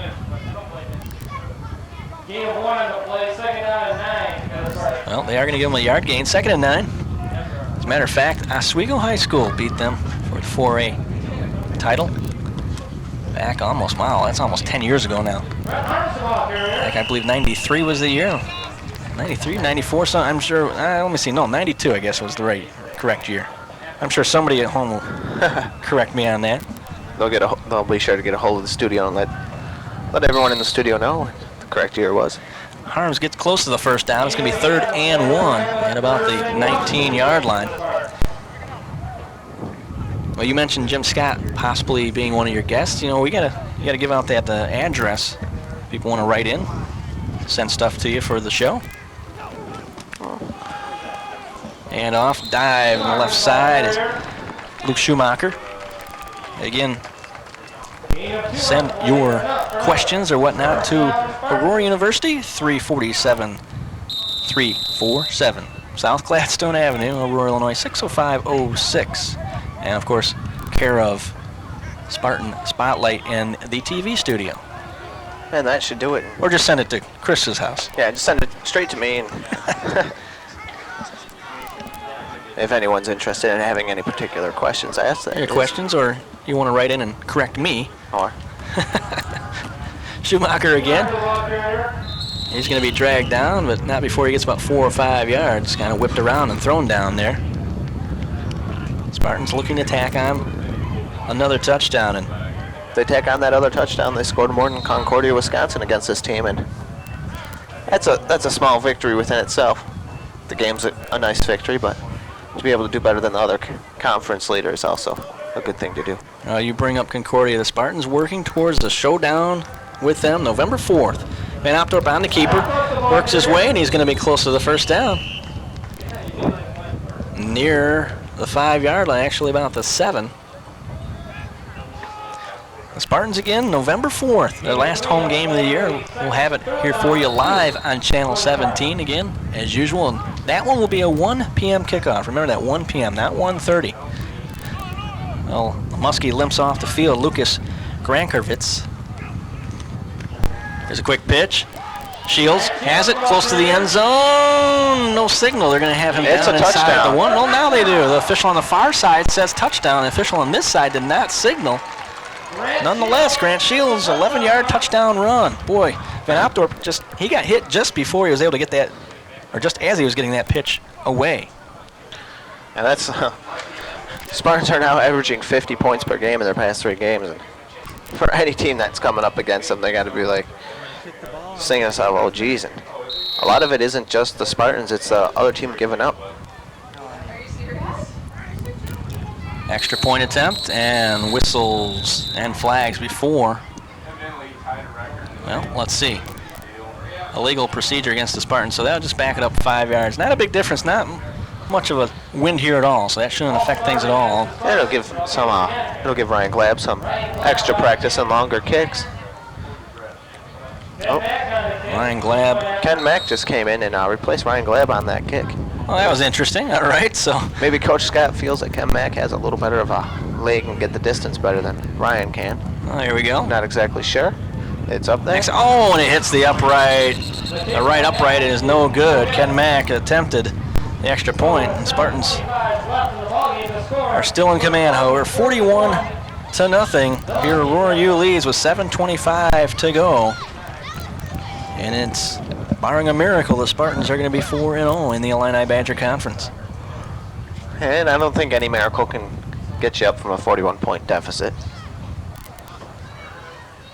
But you never know. That's why it's a miracle.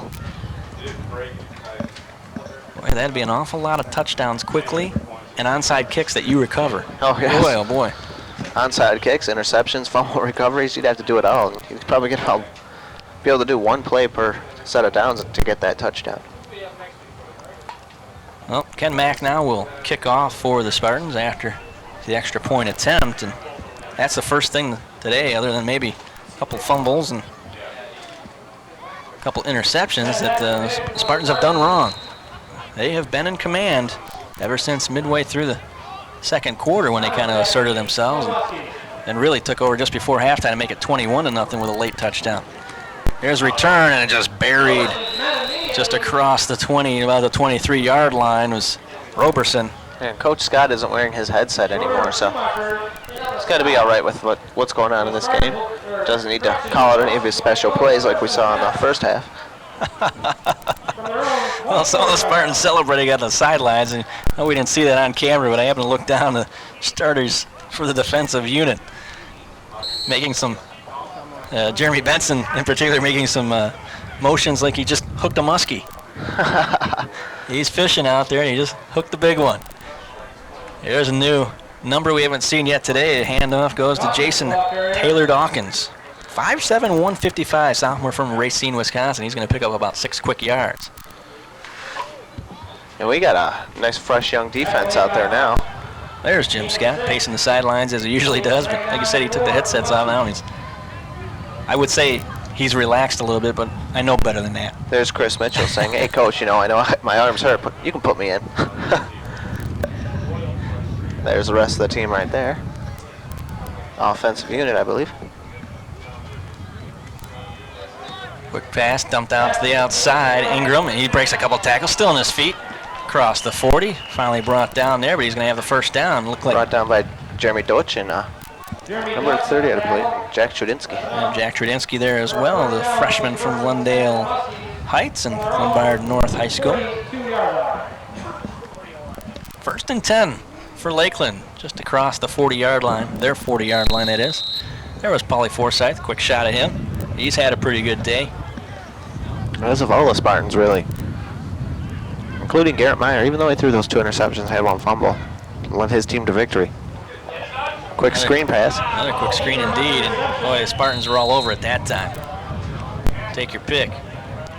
And this looks like the defense that we're probably going to be seeing next year. So let's keep an eye on those guys. Zaire right there, David Simmons as well, a freshman from Fulton, Illinois, in on the tackle. Gain of only a yard or so. You're right, you're going to see a lot of new jerseys, a lot of different faces, and guys that you're going to see in the coming years. And they're doing a good job so far. 2nd and 8. From the shotgun this time. 4 receivers and a running back on there. Lupke looking to the right, looking long, and he's going to throw over the head of Swigum. I think somebody needs to retell Lupke that the field is not part of his team. Well, he has felt the pressure today at times and not been very accurate with some of his throws. That one way off the mark. So 3rd and about 9. A lot of new, I shouldn't say new, but several replacements on the offensive side for Lakeland. 5:37 to go here in our game. Again, I'm Steve Mogul along with Chris Klavinsky and our director Matt Neller. You're watching Aurora University Television, bringing you Division III College Football Live. Quarterback rolls out. He's going to dump it off. He's got a man there. He's going to bust across midfield for the first down. A nice block thrown out there by Nat Birkland. 6'1", 274-pound senior from Vulcan, Michigan. And a little collision there towards the end of the play where 2 Spartans ran into each other trying to tackle him. And they tackled him, but they tackled each other at the same time. He dumped that off to Jeff Taft. He's 5'8", 165. And I'm not so sure he's that big. No. He doesn't look that big from up here. Well, they do get the first down, and it's a fresh set of downs for the Muskies across midfield at the Aurora 47. 5:10 on the running clock. Spartans trying to preserve a shutout if they can. And the Muskies are trying to drive here. Quick pitch out. Here it comes to this side, and the Spartans just are right there. They smother it. Smother them, number 93, 25, and 56. Yep, Andrew Gerhardstein there. And Zach Zaire and Jeremy Deutsch once again. And there's some off defensive changes on the field there. yep, Jason Dawkins was the ball carrier, and he went nowhere. They're going to actually give him a loss of about a yard on that play, so 2nd and 11, back out almost. There's Anthony Armstrong. He's like, oh, get that camera off me. He's a little camera shy. The shotgun again. 3 wide outs to the top, 2 to the bottom.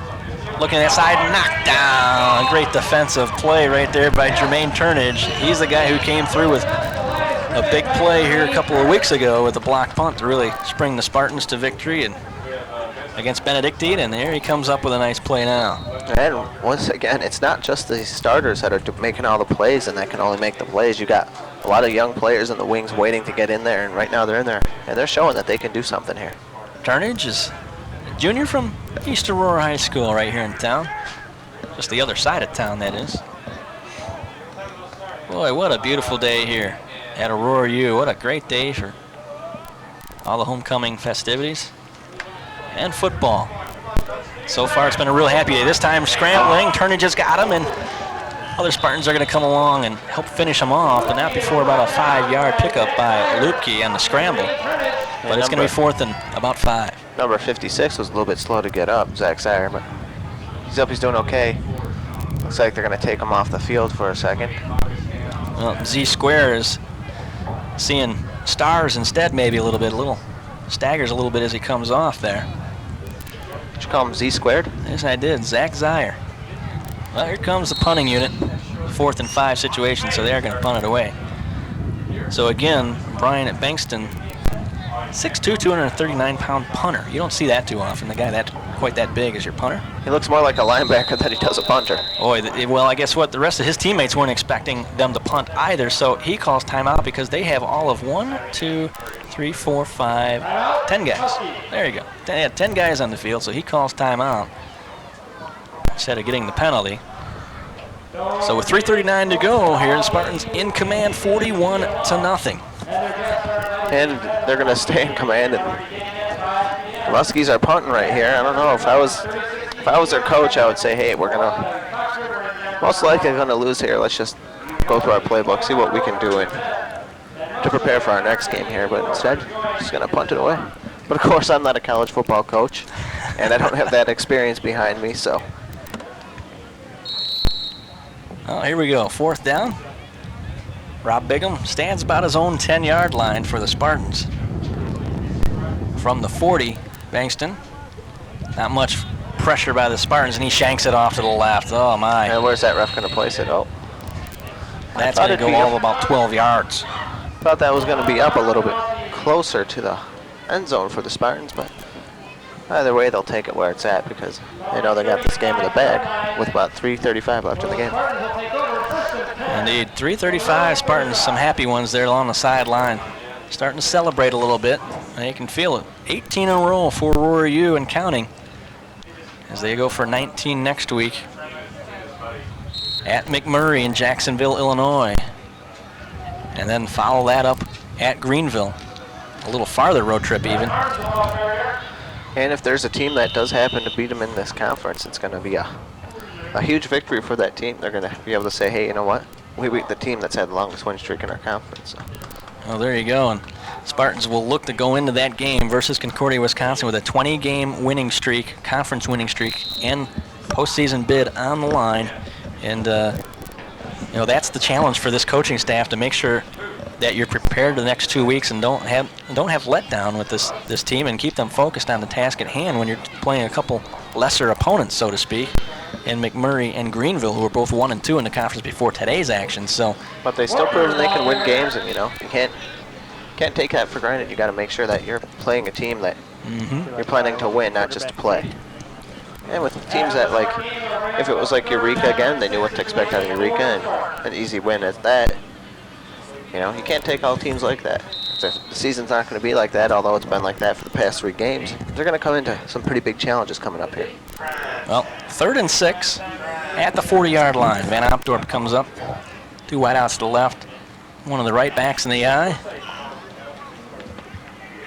Long call. Fakes the handoff. Going to keep it himself. Going to scramble away from 1, but he can't get away from 2 guys. Hauled down by, looked like number 32, Santonio Laster. Sophomore from Detroit, Michigan. And indeed, Spartans are going to have to punt it away on 4th down. So with 2 minutes on the running clock to go, no 2-minute warning here in D3. Clock keeps running. The Spartans will give the ball back to Lakeland. They'll get one more shot at trying to get on the board.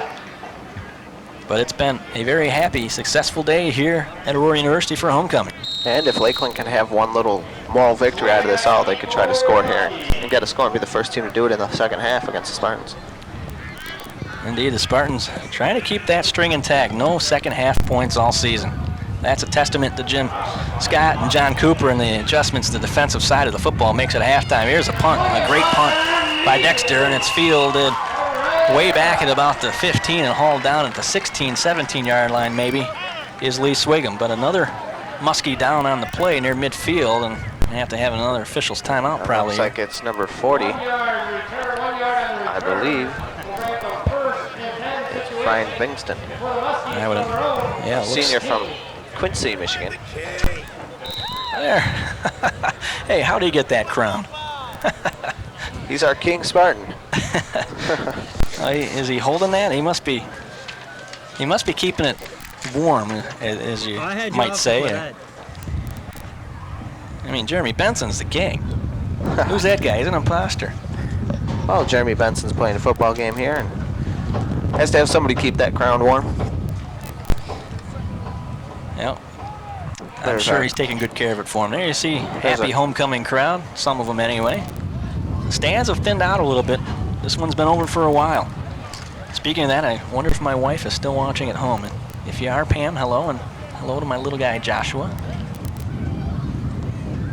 He took in a lot of Spartan basketball on December 4th this past winter, and he was born the next day. Probably because of it. And number 40s, or 48. Is that a 48 or 43? Or I can't read that exactly. Well, if it's 48, we don't have one on our roster, so let's just say, oh yeah, it is 48. Well, we can't even lie about that. We're not sure it is, but he was able to walk off the field, and that's always a good sign for any team. Good to know that he's not injured. Well, 1st and 10 from about the 17 for Lakeland. They've got a minute 27 to work with here to just try and crack the scoreboard. Quick hand off the outside. This is Justin Monty. Second time he's touched the ball today. The freshman from Hortonville, Wisconsin. He's going to get about 4 or 5 yards. Spartans track him down. 1:15. You got time for a couple more plays, and that's about it. And the clock just keeps going, and it's another huge win for the Spartans. And hopefully I'll have Coach Scott on the show for Spartan Spotlight. He's always very nice about that. Always willing to come on anytime I ask him to and bring a couple players along. So we'll probably be talking to him and talking about his two big victories, a 51-0 and a 41-0, and that's the Spartan score here. Second down. Hand off. Other side. Monty's going to try the other side, and this time he's going to get a lot less, so it'll be 3rd down. 40 seconds to go. Maybe time for one more play. Well, reminder, of course, post-game reunion party at the Snuggery from 5 until 7 p.m. What time is it now? What happened to the clock that used to be up here in the press boxing? Well, so if you're watching this live, come on down there and join Spartan alumni. And at 8 o'clock, have a good time. Bram Stoker's Dracula will be presented by the Borealis Theater Company in the Perry Theater. There you go. Taking both events. 10 seconds. This is it. Last play of the game. And he pulls away early. The ball is fumbled. Oh, scramble for the football. The Spartans have it. It's number 96. Was that 96? Indeed. Oh, 98. Oh, 98. Steve Messina. I think I remember telling you earlier that I had a problem reading today. That's okay. A freshman from Plainfield with the fumble recovery. So 2 seconds left. The Spartans take over at the 20-yard line. I'm not sure. Well, the official's calling the offensive unit out, saying, hey, guys, you got to at least snap the football, I think. Lane Stahl back of me, saying that they should kick the field goal, work on something. Well, Lane Stahl, our thank yous to him, as usual, the sports information director here. And number 9. Assistant. Oh, go right ahead. Number 9, Adam Johnson. Oh, they're doing a play, actually. Hand off, and Spartan's going to get a few yards before he's wrestled to the ground, and that's going to do it for our football game. 26, Nick Fortner, and game's over. Indeed, Fortner with the ball carrier, and after the handoff from Adam Johnson. But the final score here, there you see it, Aurora University 41, Lakeland College nothing. The Spartans throw another shutout in the second half, as well as throughout the entire game. A nice win for Aurora U as the Spartans improve now to 4-0 in conference, 4-2 overall. Lakeland drops now to 2-2 and 2-4 overall on the year for them. And boy, Chris, the Spartans did just about everything right today. Just about. They had a few turnovers that, it's going to happen with a young quarterback in there, but they also made their own plays with 3 interceptions of the day and a fumble recovery. 2 fumble recoveries, I believe. A blocked punt. And they just were swarming. The defense was swarming, the offense was scoring, and that's all they needed. Right, indeed. Everybody was doing the job today. Quickly scoring plays. The Spartans got on the board 5-11 in the first quarter. Mylan Jones in a 1-yard dive. Ryan Glab added the extra point kick to make it 7-0 Aurora U. And then Mylan Jones scored again with 5:40 to go before halftime on a 5-yard dive, so to speak. Ryan Glab again added the extra point kick to make it 14-0. Hey, there's Alan Long, one of our cameramen up top today. A nice day to be up top of the press box this week. And then Joe Schmidt, after a little razzle-dazzle by the Spartans, he scored from 1 yard out. Glab added his 3rd consecutive extra point kick to make it 21-0 Aurora U with 28 seconds before halftime, and that's the way we went into the locker room. The Spartans asserted themselves early in that 3rd quarter. Kyle Schrader scoring from 1 yard out. And again, Glab added the extra point kick to make it 28-0. And then Garrett Meyer went 56 yards to Paulie Forsyth with the second play of our 4th quarter. Glab added the extra point kick again to make it 35-0. And then Grant Shields scored an 11-yard run to make it 41-0 Aurora U with just under 7.5 minutes to go in the game. The extra point kick hit the upright. And that was about one of the few mistakes Aurora made today, other than a couple fumbles and a couple interceptions that never really turned out to hurt them. Spartans were outstanding when they needed to be, especially defensively. Yeah, their defense once again just stepping up to the task, and they just keep doing it. And let's give credit to our football game crew for the TV studios, our operations manager, Nadine Martinez, our director, Matt Neller, our technical director, Barbara Melkis. Excuse me. Buddy Fisher was on tape. Gigi Betts was our graphics, and on camera we had Shatan Hodrick, Alan Long, Julie Moskell, and Dean Murnau, Kyan Molenkamp, and Jesse Birmingham. And Steve was doing play-by-play, and I was doing color commentary. Indeed. Thank you, Chris Klavinsky. So, on behalf of everyone here at Aurora University Television, we thank you for watching. It was our pleasure to present Spartan football to you again. And another reminder, we will be back here in 3 weeks. 3 weeks, November 4th, the last home game of the season, and we'll have it here live for you on Channel 17 at 1 p.m. So again, for Chris Klavinsky, I'm Steve Moga. Thanks for watching, everybody. Again, as the Spartans win, happy homecoming, 41-0 over Lakeland College from Wisconsin. We'll see you later. From Wisconsin.